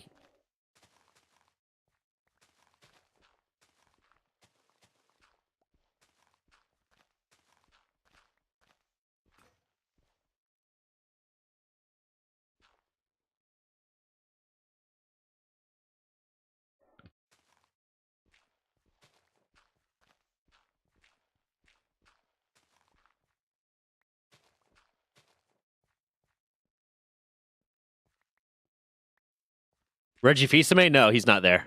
Reggie's gone. Del Tappan got Manfo. Good shit. Good shit. Reggie Fils-Aimé was replaced by Doug Bowser, who is now replaced by someone else whose name I don't remember.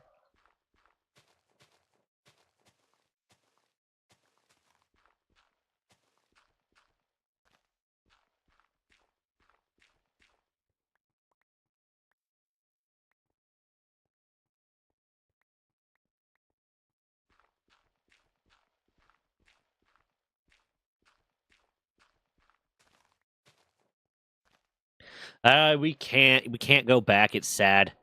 I would say let's petition Elon Musk to buy Nintendo and just hire gamers to work on it. But one, we've all seen what his actual gaming is like recently, so I don't think he's a real gamer. And two, he will have a heart attack and cry at the mere concept of a gay character. SSX is the snowboarding game, right? Yeah, it's how much can we milk them for their cash. Yeah. If SSX is the snowboarding game, I remember that one. I love that one. That one was fantastic. And it had the it's B2 Ratu that's Miss Tricky. Oh god, that was a good game.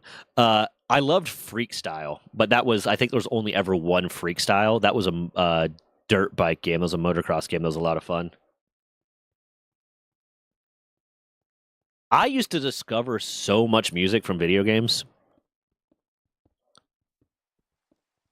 Like Alien Ant Farm, I discovered from a four-wheel game, an ATV game. Yeah. Well, now back then it was like, one, I think a lot of those bands weren't as big, and two, I think companies were just like, oh yeah, no, we'll let you license this music for pretty cheap.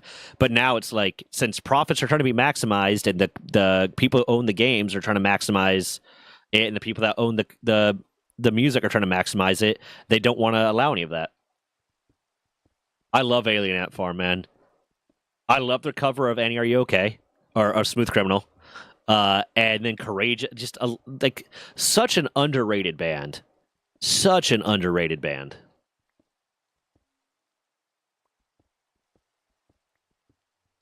You don't like Kojima? Do you not like them because you don't think they're good, or do you not like them because they're just not for you? Guitar Hero, I miss Guitar Hero. That was a whole thing. Like, you would have people come over and just play Guitar Hero. That's fair. And there's nothing wrong with certain games just not being for you. Yeah, they're just having a good time, man. Kojima looks exactly like the type of person that would have made fucking Metal Gear and Bayonetta.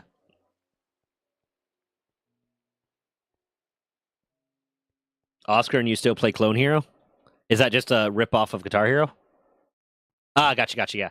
Yeah, I miss Guitar Hero. I miss Rock Band. That was so much fun. It was just a good time, especially Rock Band with like the different instruments and shit.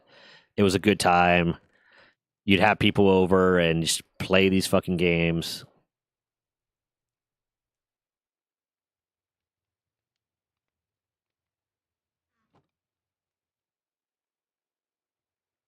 No, the stories are really awesome, but Death Stranding's gameplays looked boring to me.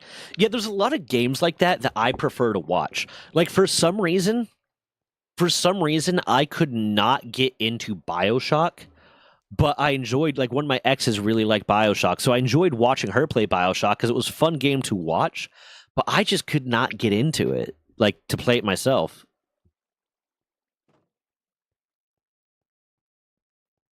Yep, yeah, we do that. We do the Rock Band together, and then have friends over and play Rock Band, and yeah. Set up my dolphin? Like, none of that's making sense to me.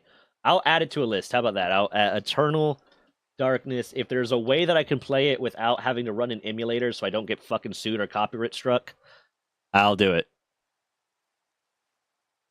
Gotcha. Into Meg gameplay, incredible story. BioShock Infinite is one of my favorite games.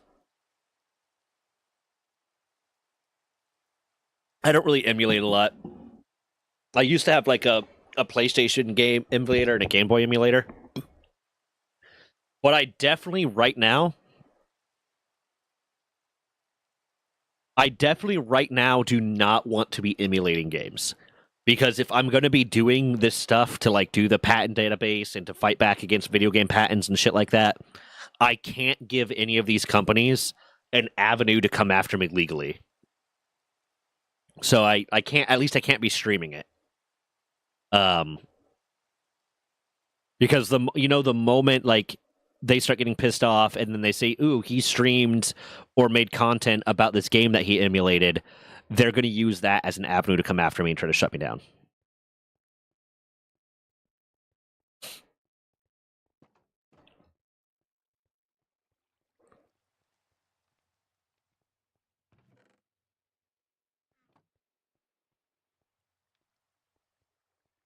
I mean, I might play it off stream sometime. I might do it off stream, man. As Wii and GameCube emulator. I do have a disc tray on my PC.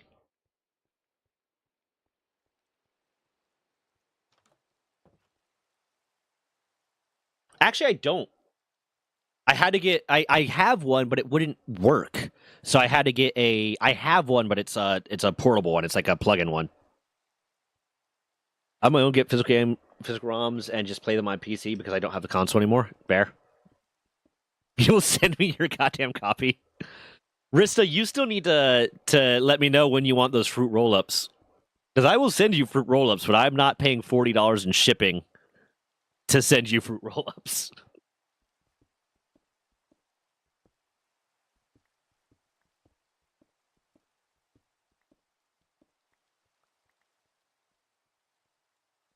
And whack it on Dolphin.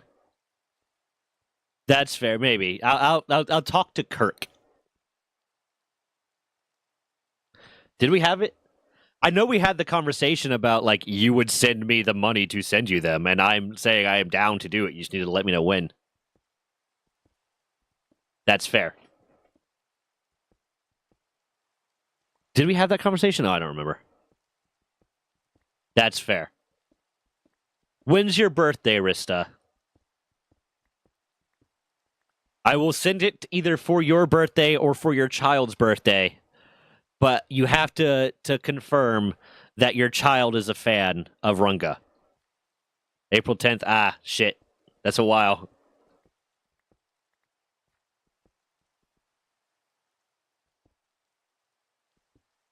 I could also always just, like, get a PlayStation 2 or something like, or it's Nintendo. It's GameCube. I can get a GameCube, run it through one of the adapters, and stream it through, like, an Elgato.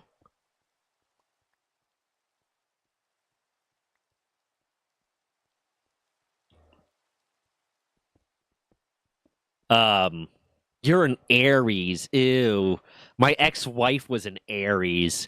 Ew. I think she was April 4th or April 7th. I can't remember. Nintendo,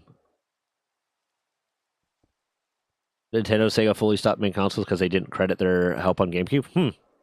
Did not know. Did not know that. I'm a Leo.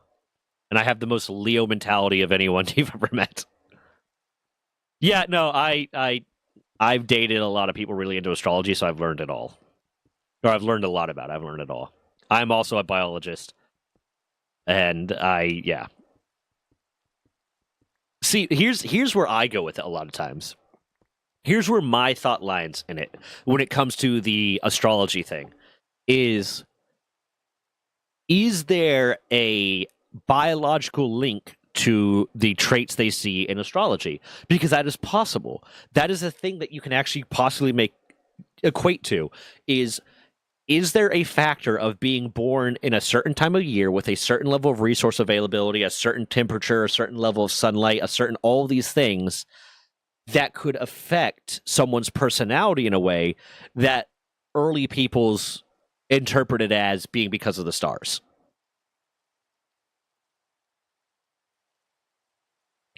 I don't know.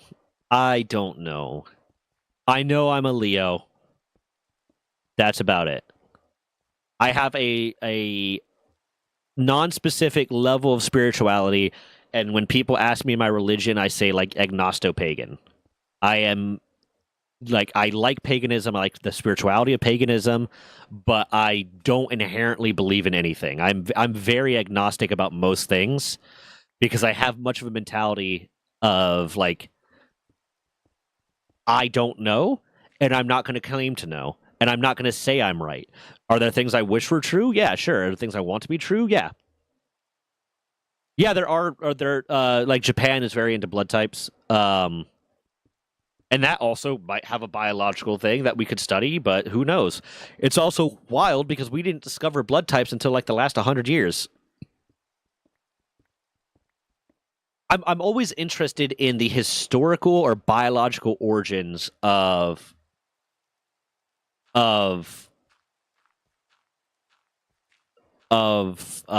like folklore and personal beliefs and stuff like that. I'm a blood type dude. Good knows a good backup. Yeah, any non-Abrahamic religion is pagan. That's it, that's what it is. Yeah, there's no level of being able to explain paganism because everyone has every culture has their own different paganistic beliefs. And ultimately, like most people that practice forms of paganism, kind of mix and mash. But for me, I'm very, very like agnostic. Abrahamic is Islamic, Muslim, or Islamic, which is Muslim, Jewish, or Christianity.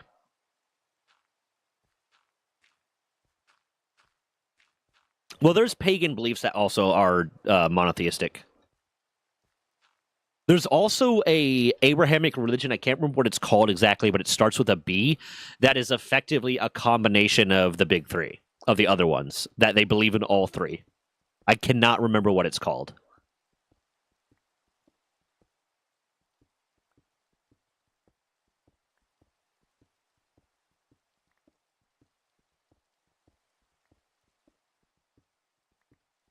Buddhism, I don't think would be considered pagan because it's still a popular one.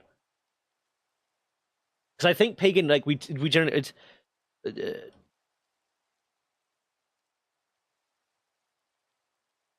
Oh no, okay, it's very specifically about Christianity.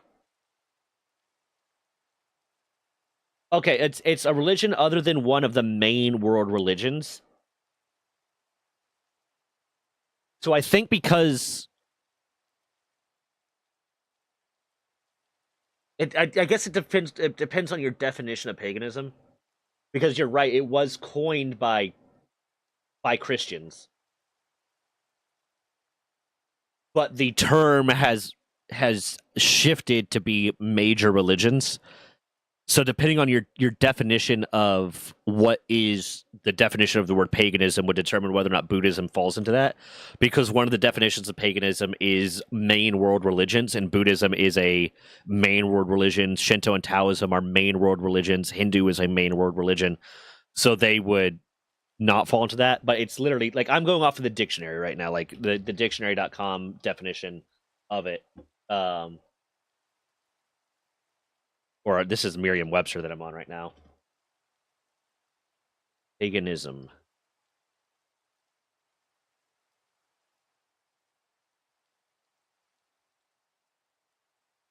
Yeah, so the Merriam-Webster specifically cites Judaism, Islam, or Christianity. So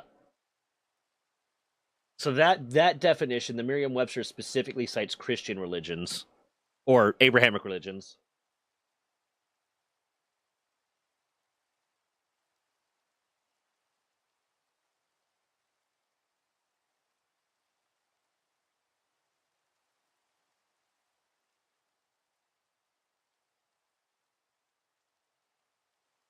The dictionary.com definition, the number one definition is observing a polytheistic religion.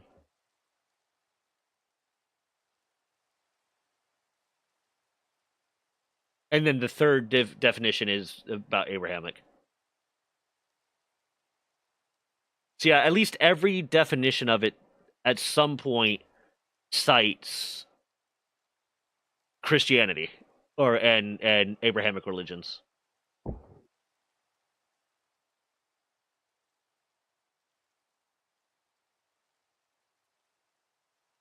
Okay. Yeah, I like a lot of Celtic and Nordic beliefs as a system, but like I said, I consider myself like agnosto pagan because I'm like I like the spirituality of it. I would like it to be true. I think it would be very neat if it was true, but I'm also scientifically minded at heart.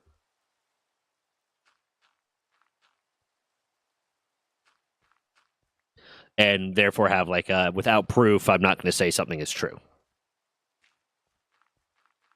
But I don't think there's any harm in believing in something as long as you don't use it to hurt people. If you don't use it to justify the way other people should act or use it as an excuse to hurt people or mistreat people, then believe whatever you want. I truly do not give a shit.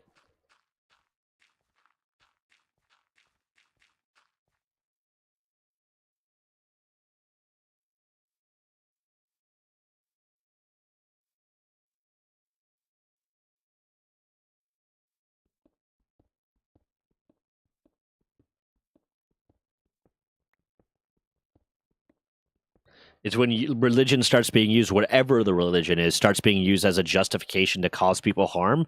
It's wrong. It's bad. It's evil. Or at least the implementation of it is evil.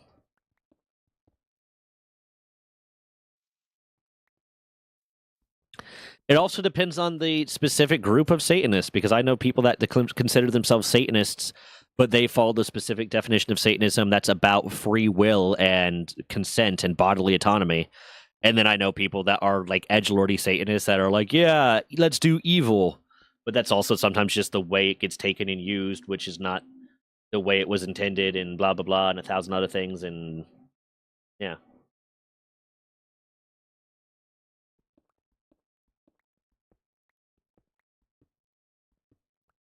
Yeah, you shouldn't be. Ultimately, like, religion should be a personal thing, not a thing that you try to enforce upon the world. And like, I don't necessarily get upset when I see like, okay, Christian missionaries or people trying to spread the word of their God, because it's like they believe, based on their belief, they believe what they are doing is trying to save those people's souls. But one, if someone tells you to leave, you fucking leave, because consent. And two, when they start using it to tell other people how they should legally be required to live their lives, it's one thing to say, I believe that you should live your life this way. It's another thing to say, you're going to live your life this way, or I'm going to have you arrested, or I'm going to hurt you, or something like that. I mean, there have always been wars. Even chimpanzees, let's put it this way. Chimpanzees have been observed going to war. Ants have been observed going to war, or some facsimile of what would be considered war. Violence is just a part of nature, unfortunately, and organized violence is a part of intelligent nature. And not that if violence is a smart thing to do, but once you have a level of intelligence, you can organize your violence in a greater capacity.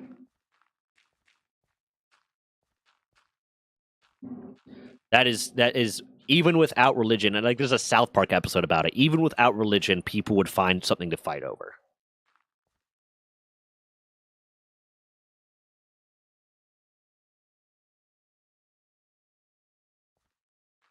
But the Holy Wars, oh yeah. Yeah, it's...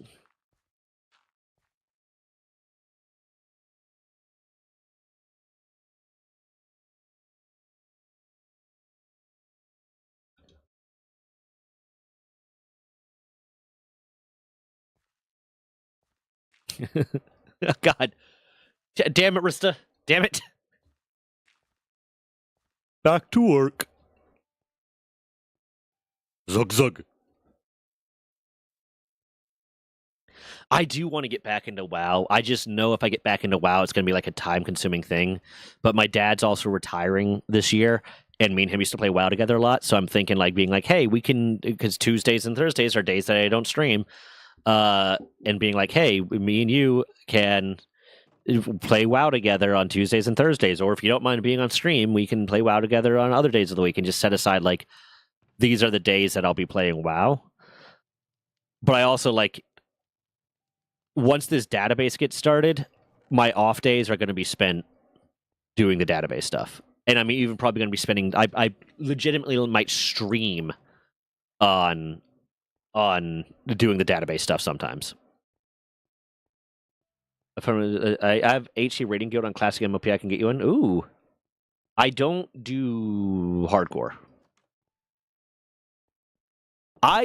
I played consistently all the way up through which I joined the military in 2012, and I kind of stopped playing around then because I was really busy. And by the time I got to the point where I wasn't really busy with training and stuff, I whatever mod pack was or not mod, whatever DLC was out, whatever expansion was out, I wasn't really into. I think it was Pandaria, yeah. So I believe I played Cataclysm and I did not end up playing Pandaria. That's when I stopped, and then I came back years later. And I come back every once in a while, and then I play Classic usually when I come back. But I want to get back into retail. I want to get back into retail. WoW.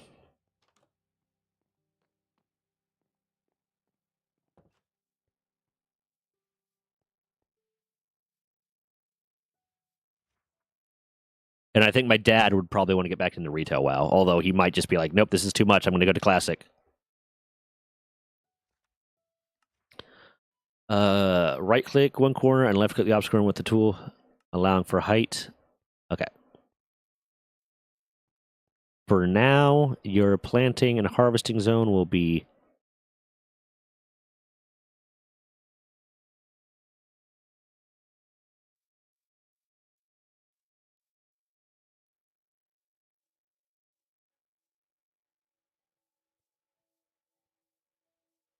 run. I haven't really touched it since though. It's just like it's this balance that it needs to figure out that I don't know if it can. Run. Oh shit! Fuck off. Hiya!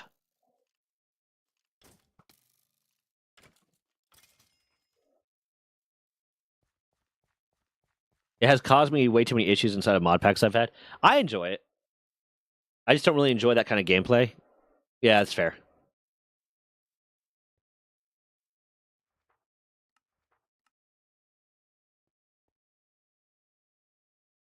Okay, hold on. Let me make sure I'm doing this right. By right-clicking one corner and left-clicking the opposite corner. Okay.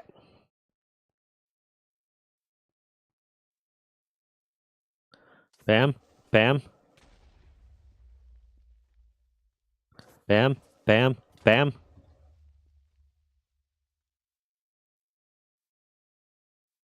Right-click. And then I'm going to come up over here.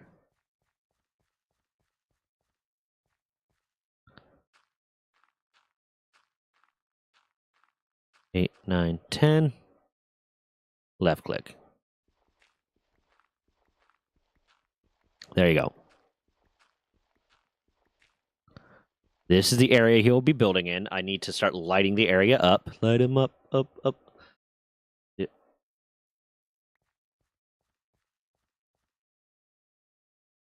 I just get my main off though too. Now we play Power from time to time and have our single player games too. Yeah, it's.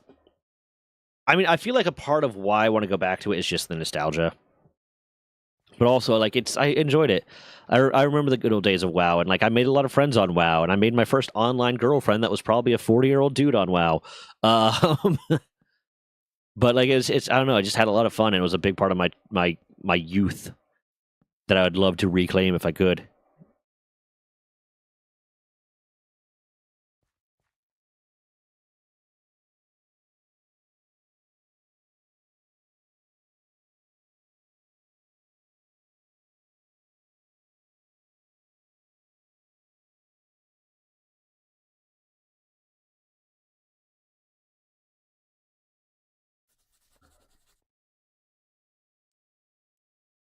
Do you have the nether disabled right Ye- now? Yes, the Nether is disabled. I wanted to put nether rack in here. How would I Yep. go about getting nether rack? We have like a quest set up that I can't remember. I'd have to see what Grim said because he had a quest he wanted to set up that was going to unlock like Netherrack and Netherwart and stuff. Okay. Yeah. Because I have a quest from Grim for nether quart. Yeah. I mean, I guess I don't have to use netherrack. I guess I could use Yeah, and we can update the tavern in the future, kind of thing too. Like you're more than welcome to update in the future. Okay. Yep. Okay, there's your bed. Thank you. Bye.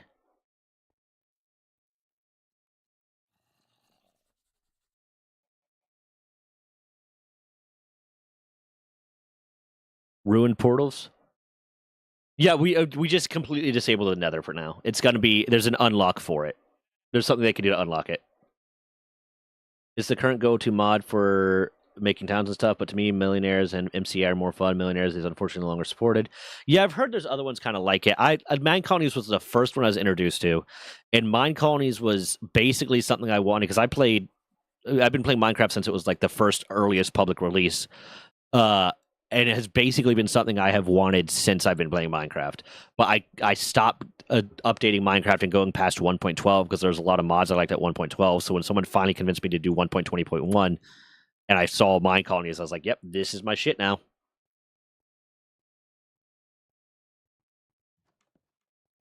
I, unfortunately, am not in contact with any of my old WoW friends because I kind of just lost touch with all of them.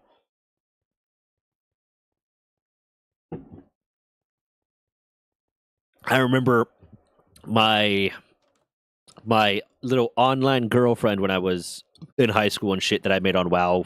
Account name was Celsius. I think that's really the only thing I can remember from it.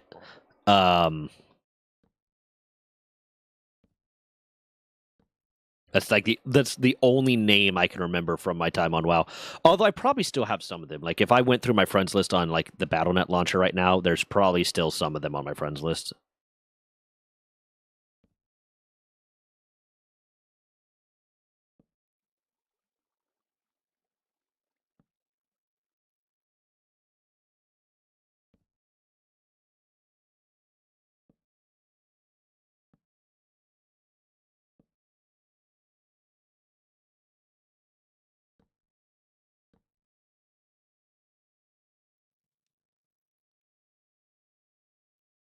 Watch something with Oscar before he goes to bed. Okay. See you, Arista. Let me know when you're popping on, and I'll pop on with you if I'm not on stream. Is Rampman so 40k ain't for me? That's fair. I really like Total War Warhammer. Total War Warhammer is my shit.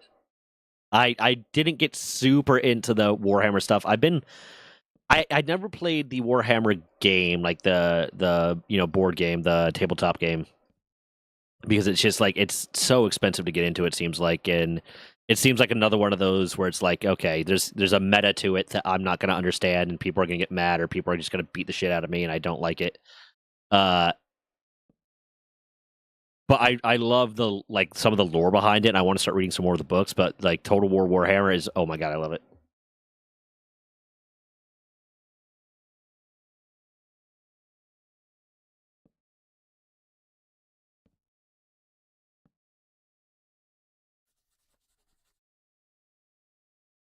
Love Total War in general. I got him Total War Warhammer. He's never gone back to the other ones. Yeah, I loved Total War. That's what it started with.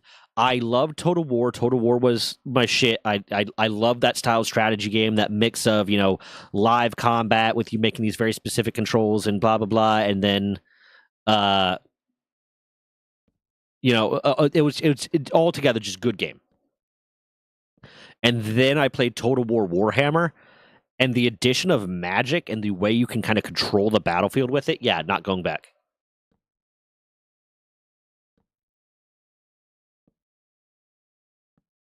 It's just the best.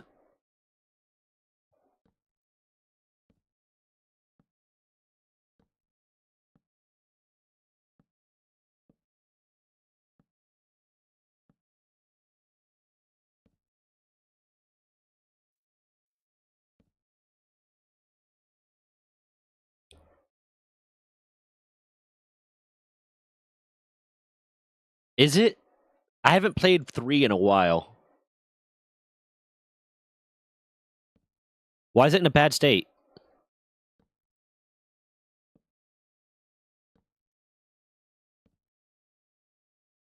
That sucks. I've legitimately recently been thinking about just playing it as my casual, not streaming game, because I don't think it would be a fun game for me to stream. Especially the amount of like time I spend on each round to make sure everything goes right. I don't think it'd be a fun one for me to stream, but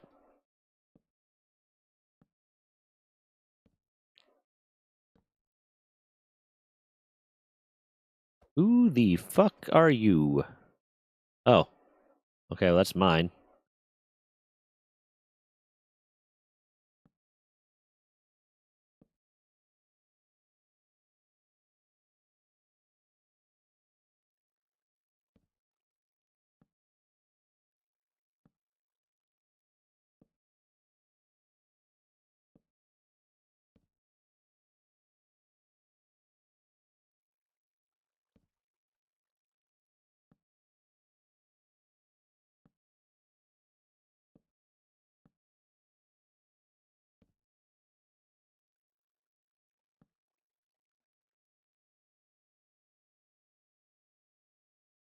If actions are set to pass so they don't move, it could be I would duel you. Fair. It's been for a little while that Heine's game that got canceled is one of the things he blames for it. Took Warhammer funding, put it in a game no one asked for, and then canceled it after the backlash. I don't even know the Hyenas game. I don't even know what you're talking about.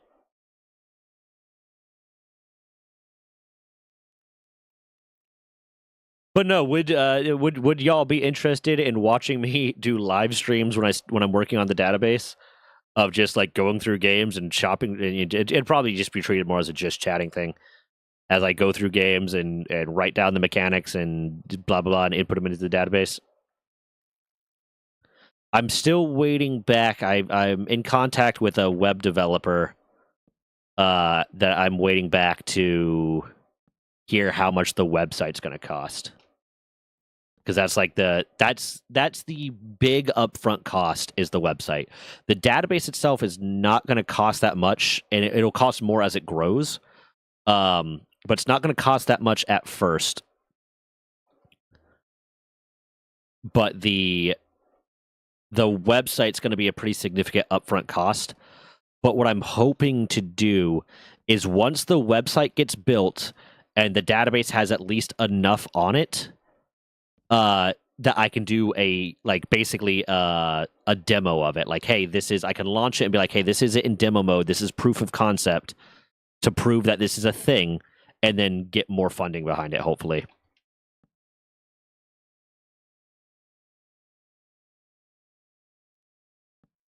Well, it's one of those things I want to make sure I'm putting an active amount of time into it. Yeah. And there is that level. Like, this is actually something I talked about with Kirk. I don't know if I actually talked about it while we were still recording the interview or like during our little wrap-up session.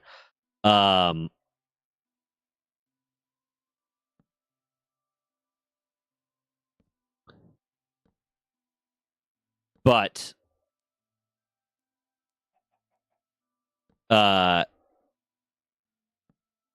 one of the things I do want to kind of find out is a way to see if I can. I need to come up with ways that will allow the database and the existence of the database to make money at just enough of a rate to keep itself alive. Like, it's not a profit-driven venture for me. Like, I don't expect this to be like, oh, I'm going to get rich off of this. But it needs to make enough money for me to be able to keep staff on that will help maintain it and help update it and just keep itself alive in terms of the cost it takes to keep it alive. So I'm trying to, but I don't want it to be, I want it to be a public database that anyone can access and use without it being like, locked behind a paywall. You can tell when people are playing things because they're popular, not something they enjoy. Yeah. 100%. And I try to avoid that as much as possible.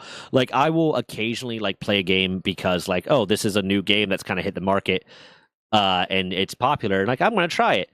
But like, if it's not one I enjoy, I'll leave right away. I'll leave pretty quickly and I won't come back to it. And there's been plenty of times I just played games that aren't popular at all because it's just about the fun. So, Skate, I've talked about it in a few of my recent videos, but I am starting I every week look for Scream Games I love. Yeah, that's a way to do it. But you always come back to me, and I appreciate that. I am working on developing a database of prior art for video game mechanics that can be used by both indie devs and law firms to easily and quickly search for prior art if they get into one of these patent trolling lawsuits for a video game mechanic, but also be used by the U.S. Patent Office to look up prior art for video game mechanics that people are trying to patent as a way to combat patent trolling. This was an idea I had because I initially was going to do the IPR-PGR thing to try to take the patents away, and I said, okay, this is like my plan 2. And then when I talked to one of the patent lawyers about like plan 1, the IPR-PGR thing, he was like, I don't know if that's going to work right now because of the state of the U.S. Patent Office, but here's an idea. And he basically said the patent art database. I was like, okay, cool. Let's fucking go. Yeah, and that's kind of what I want to cultivate too, is like, it's fine when I have people that are like, hey, I'm interested in this game and they want to watch me for this game and they hang out for the time frame that I'm playing this game. But what I enjoy the most is the people that are here because they enjoy me. And they enjoy me talking, and they enjoy hearing me talk about things that I'm interested in, and blah blah blah. And they're going to come back no matter what I'm doing because it's about like how I'm acting. It would have been about 50 to 60 grand to file an IPR-PGR without the lawyer fees, just the filing fees. For an IPR-PGR would cost 50 to 60 grand, and then the lawyer fees would bring that up to $250,000 to $500,000. The database, the most expensive thing is going to be the website. The website is going to be the most expensive upfront cost, and then hosting the database is a pricing model that's based on how much gigabytes of data it is. So that will be cheap at first. It'll get more expensive as it gets more expansive. And then it's going to be a time-consuming thing and a manpower-intensive thing. So I do want to be able to hire staff, which is why I have a GoFundMe going. I want to be able to hire people to work on it full-time, become experts on it, and help me build this out.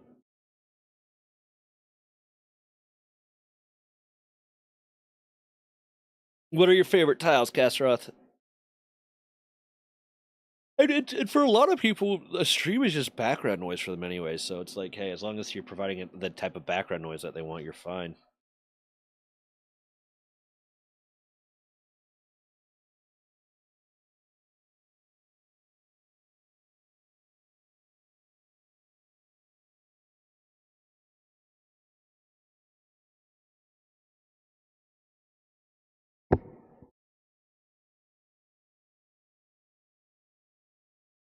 I love Fable 3.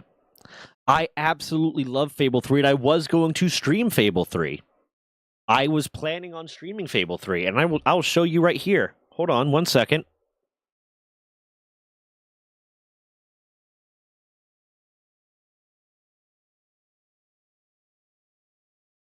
Why am I in creative mode? Oh, that's right, because I was helping Risto with something.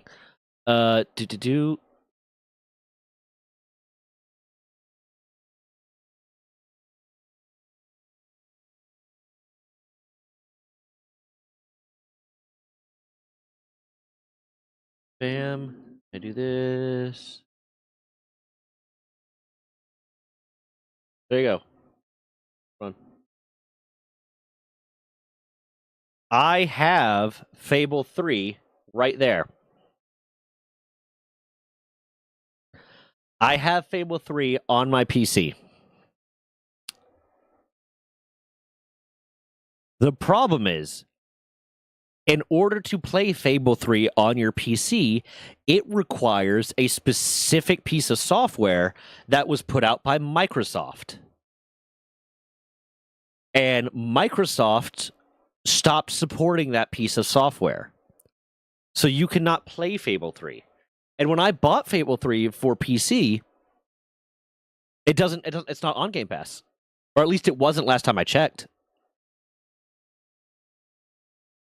But when I bought Fable 3, I bought it through Steam, and I got a download, or through Amazon, I got a download code for Steam, and then I couldn't play it because it doesn't have that software. Let me check if it's on Game Pass. If they've added it to Game Pass, I'll be fucking psyched.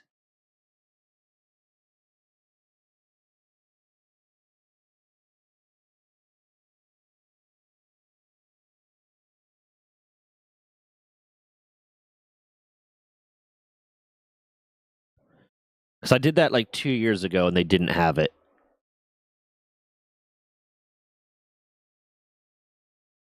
Hold on.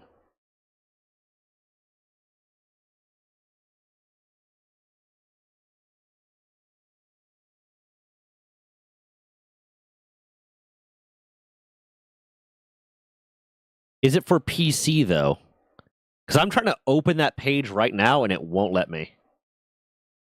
It's stuck in loading.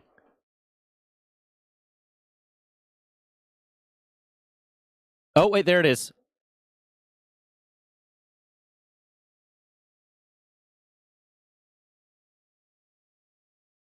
You can't play it with PC. It won't let me PC. It says you have to have an Xbox One. Oh, wait, you can Xbox Cloud Gaming. Hold on. If there's a way for me to play Fable 3 on PC... Okay, yeah, we'll need to link up, Castroth, because I will fucking... This will become my life for the next month. Especially because I consider Fable like a very winter and fall game for me. Like when the weather starts to get cold, I crave me some Fable.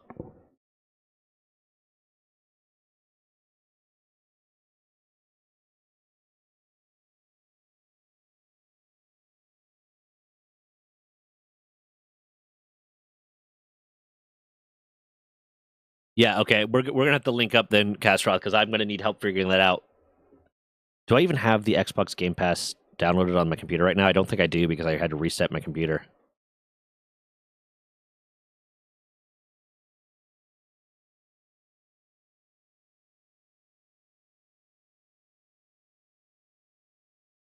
Let me download that right now.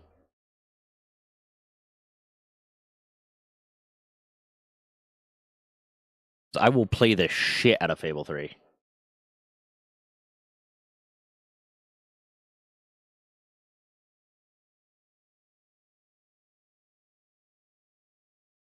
I sold my Xbox when I got, or I traded it into GameStop when I got my PlayStation 4.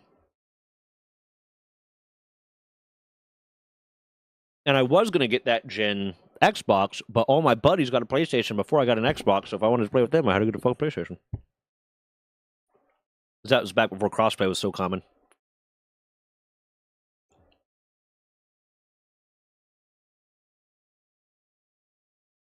The console's my family home, and as my parents were divorcing, they tossed it all out. That sucks.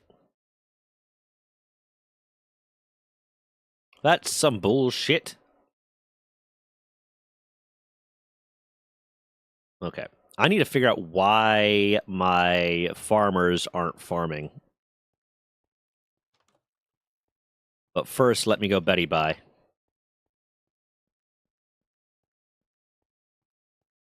Because these farmers don't be farming, and that's upsetting me.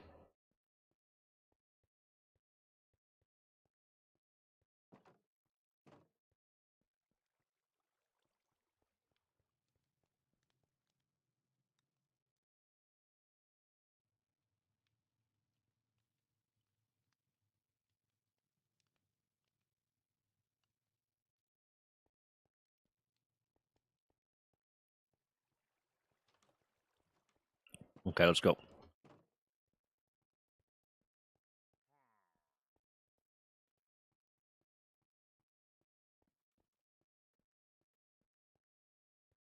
You need to fix your Dreamcast. That is, yeah. I have an N64 in my closet right there that I need to set up.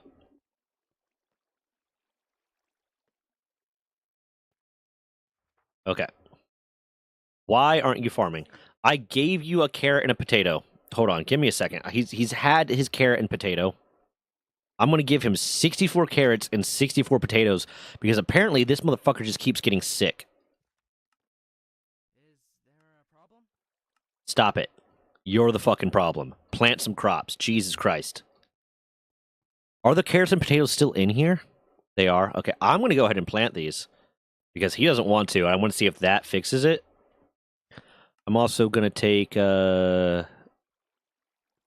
Which one is this? Which field is this? Fuck it. Right now, I just want to see if this actually fixes it because it's causing me fucking problems. So let's see. This is carrot. So I'm going to plant a bunch of carrots. Yeah, playing with others is good. I just didn't know because so when I first did it, got it years ago, and I searched, it was like, yeah, no, you can't. You just can't play it on PC unless you have this thing, but you can't do that. So I wonder if that's like a new thing they did within the last 2 years because I fucking love that game. That game was yeah.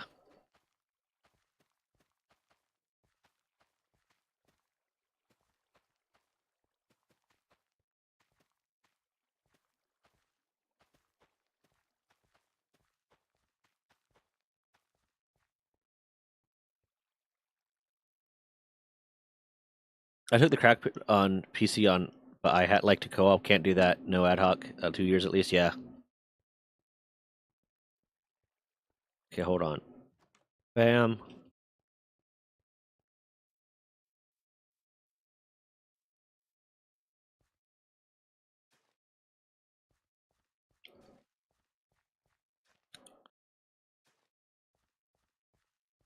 I'm wondering if the vertical setup I've been doing is not good.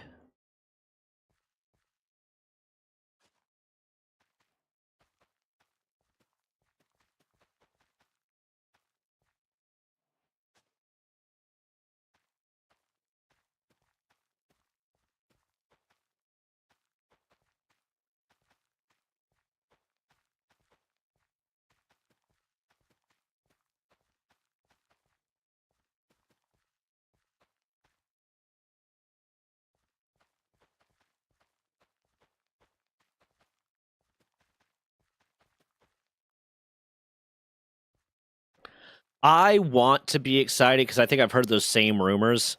I want to be excited, but I also want to be very pragmatic because so many of these like sequels and stuff lately have just been garbage.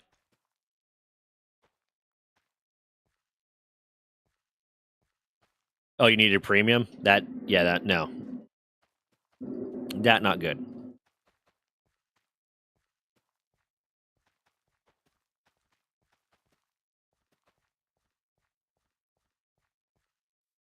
And this is the one for potato.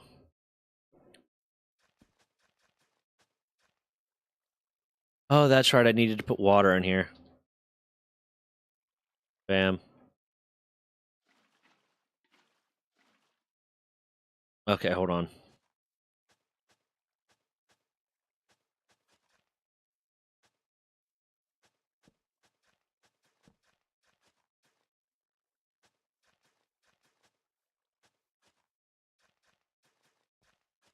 Let's see if actually planting these crops for him is going to fix whatever issue he's having with doing his job.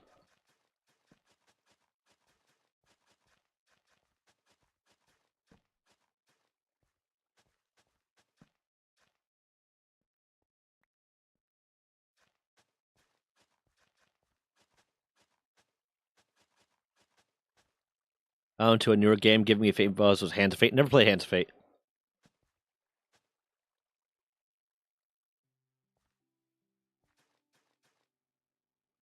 Fable just. Fable was just something. Fable was like something that like they captured a feeling and they captured a vibe so perfectly. They made it as elaborate as it needed to be without being more elaborate than it needed to be. It was just like everything about it was just good.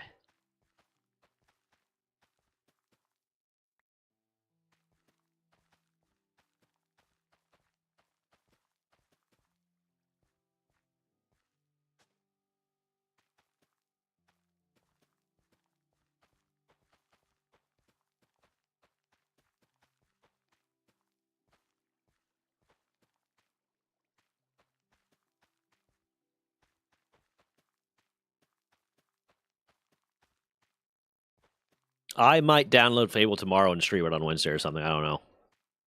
Oh, Wednesday's supposed to be the Nuzlocke day. We're gonna be starting the Power World Nuzlocke on Wednesday. I might download tomorrow and stream it fucking tomorrow. Fuck it.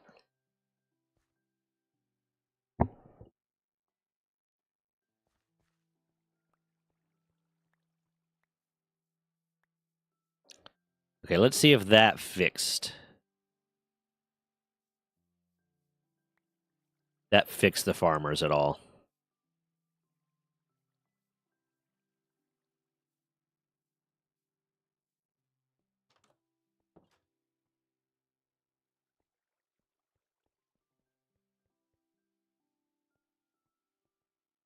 Here's the thing. I want to like card games, but every time there's like a card game that has any level of popularity, the tryhards get so deep into it that it's not enjoyable anymore.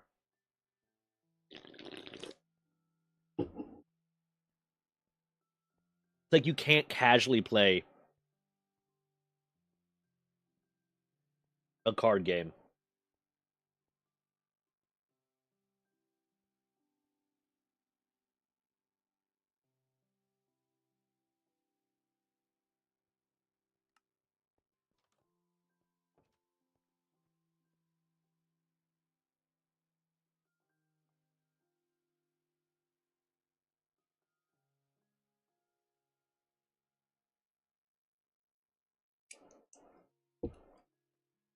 I cooked this food at like 1 o'clock. Still haven't eaten it.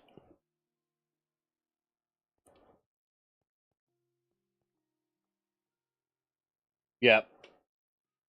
When Chris Metzen left Blizzard, Blizzard started going downhill. And he came back, but couldn't fix everything.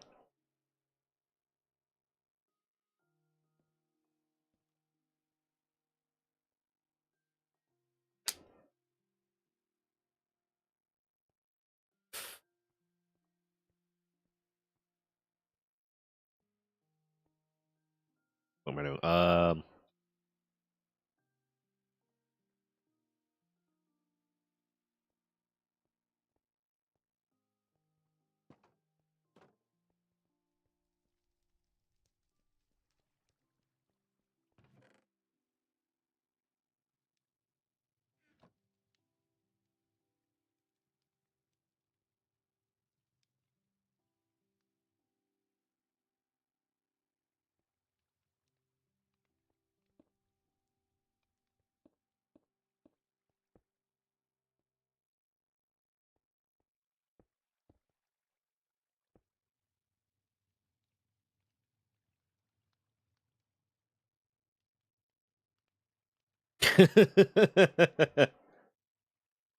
He's with the problem. Yeah, you guys seem to be pretty hype about this.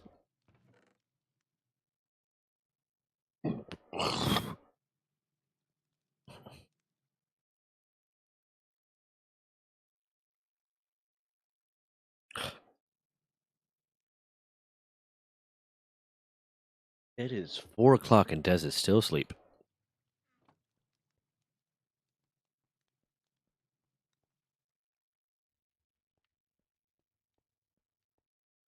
Well, let me grab an axe. I'm gonna need to go chop some more trees. Whoops, this is not the way I go.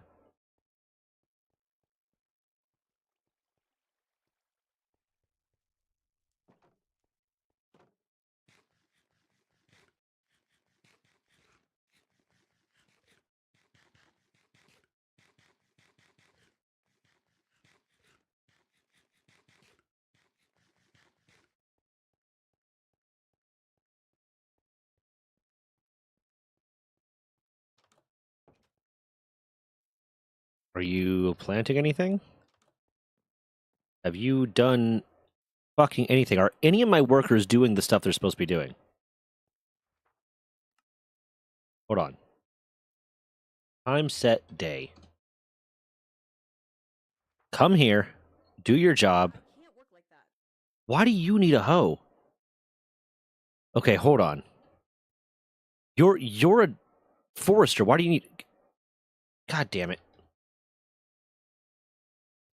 I don't want to keep going back into creative, but now I'm just trying to troubleshoot why this shit's not working.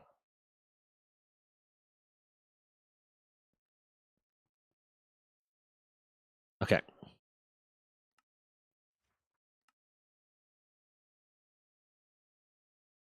Come here. Where's the courier? Oh, God. Come motherfucking here. Where's the courier? You stupid idiot. Where are you going? That is not where you plant trees. I'm starting to think this particular mine pack has some fucking problems with it. This colony pack.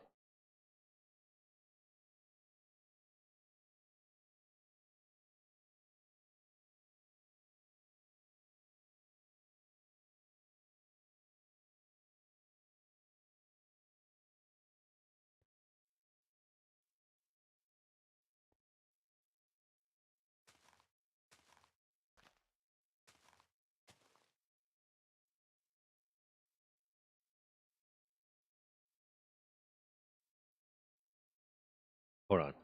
What the? What happens if I do this?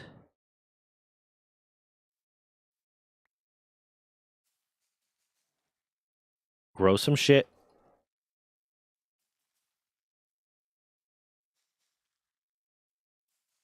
Okay.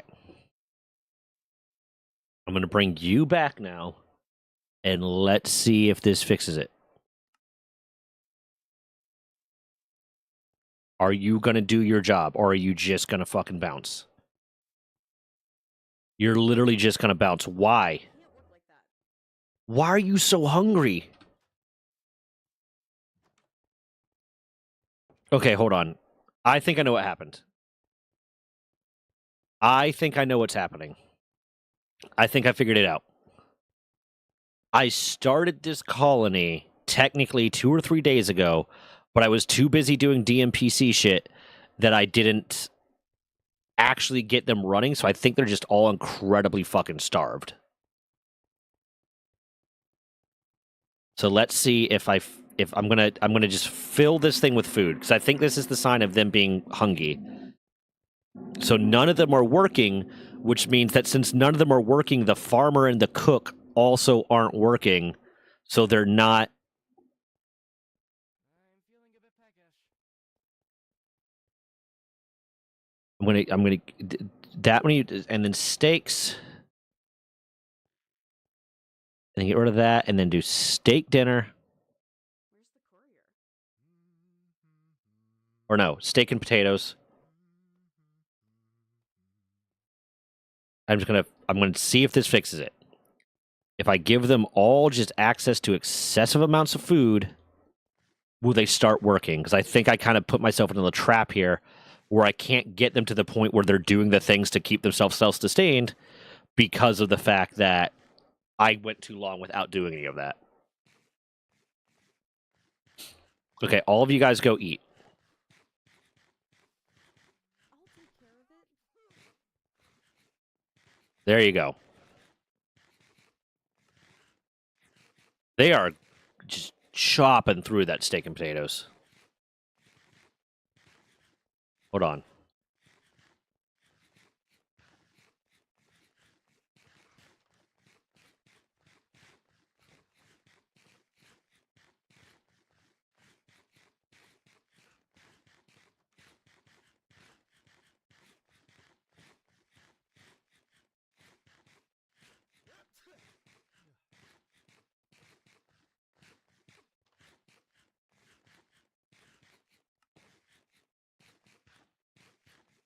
Okay, now they should start getting back to work.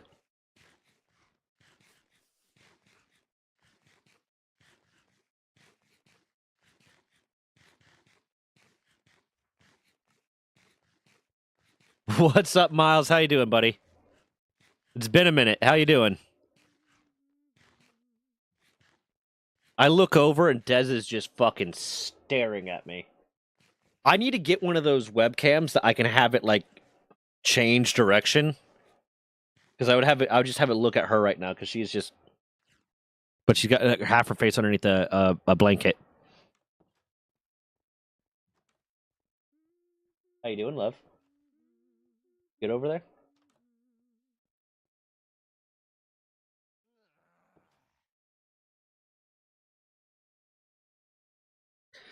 Yeah, imagine, man.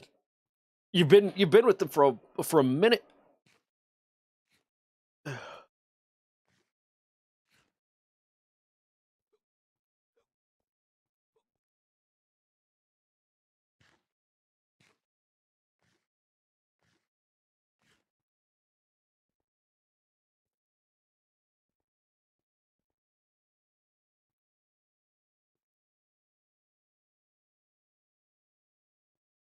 Ready to do nothing? You're ready to play Jump Space with me, motherfucker.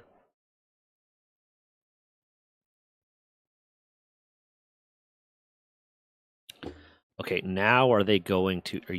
You're fully fed. You're the doctor. You finally put on your doctor clothes. Good to see you. What is it? I don't know what you do, but you do something. Why is your feet bucket or barrel? Okay, now let's see if this motherfucker will actually cook food or not cook food. Farm, if he's actually going to farm things. I think I allowed their saturation to get so low while I was doing literally everything else that they just never got to the point where they're going to sustain themselves.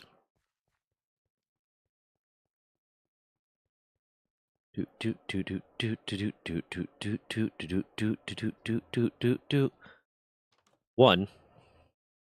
What you doing? You gonna start chopping down trees? My character's a dwarf.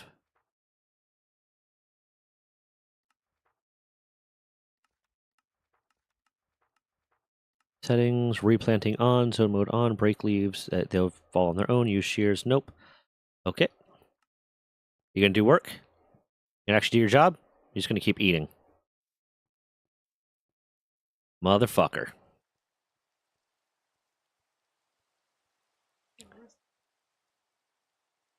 What? What present did you leave outside of our house? I don't know if she found it. She found the Scurvy Dave Jr. I left in her house. Baby zombie, and she killed it. Well, I had to show her that directly. I do know. You'll have to ask her when she gets back on.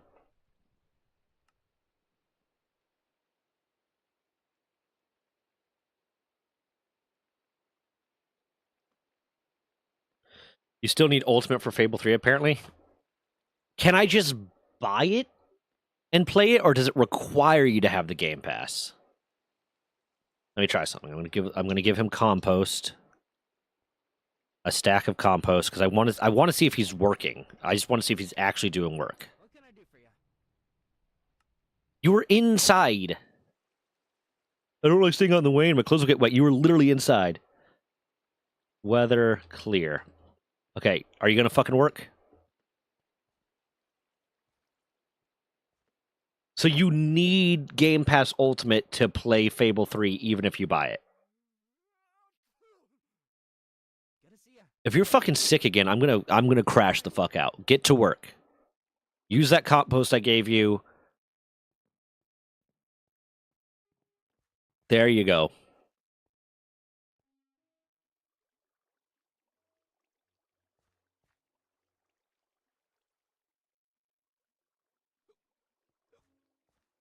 Okay, it at least shows that he is trying to do work. So that's solving that. Let me go check on the forester to see if he finally got to work. That's such bullshit. Why? If you buy the fucking game, why do you need their special pass?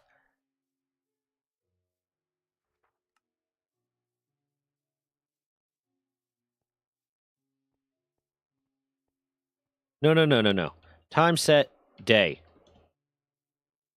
Come here. Do work. Chop down trees.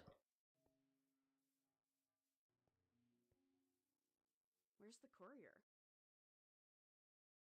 What missing items? You have an axe, you have a hoe. How do you have missing items?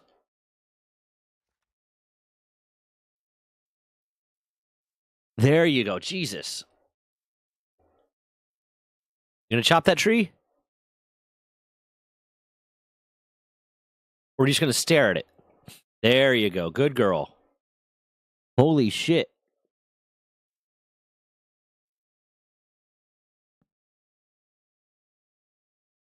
It's insane that they expect you to buy Game Pass but you can buy the game. You can buy the fucking game, but you also have to have Game Pass in order to play the game. That is insane. I'm gonna do it because I want to play the game, but I want someone to be fired or shot.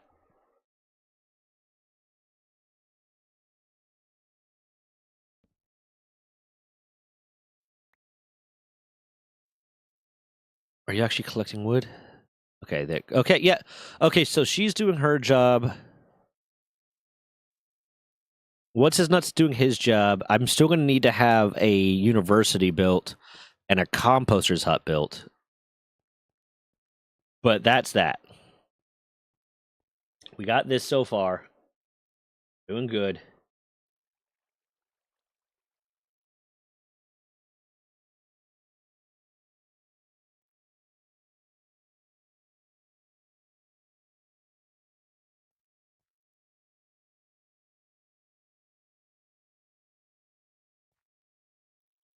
Okay. With that, I think I am going to take a bit of a break and then go to the gym because I haven't yet. I'm gonna raid Mike Burnfire. I will see. I might be on tomorrow just to play fucking Fable 3. I don't know because if I could get that working, Castroth, we need to link up about that.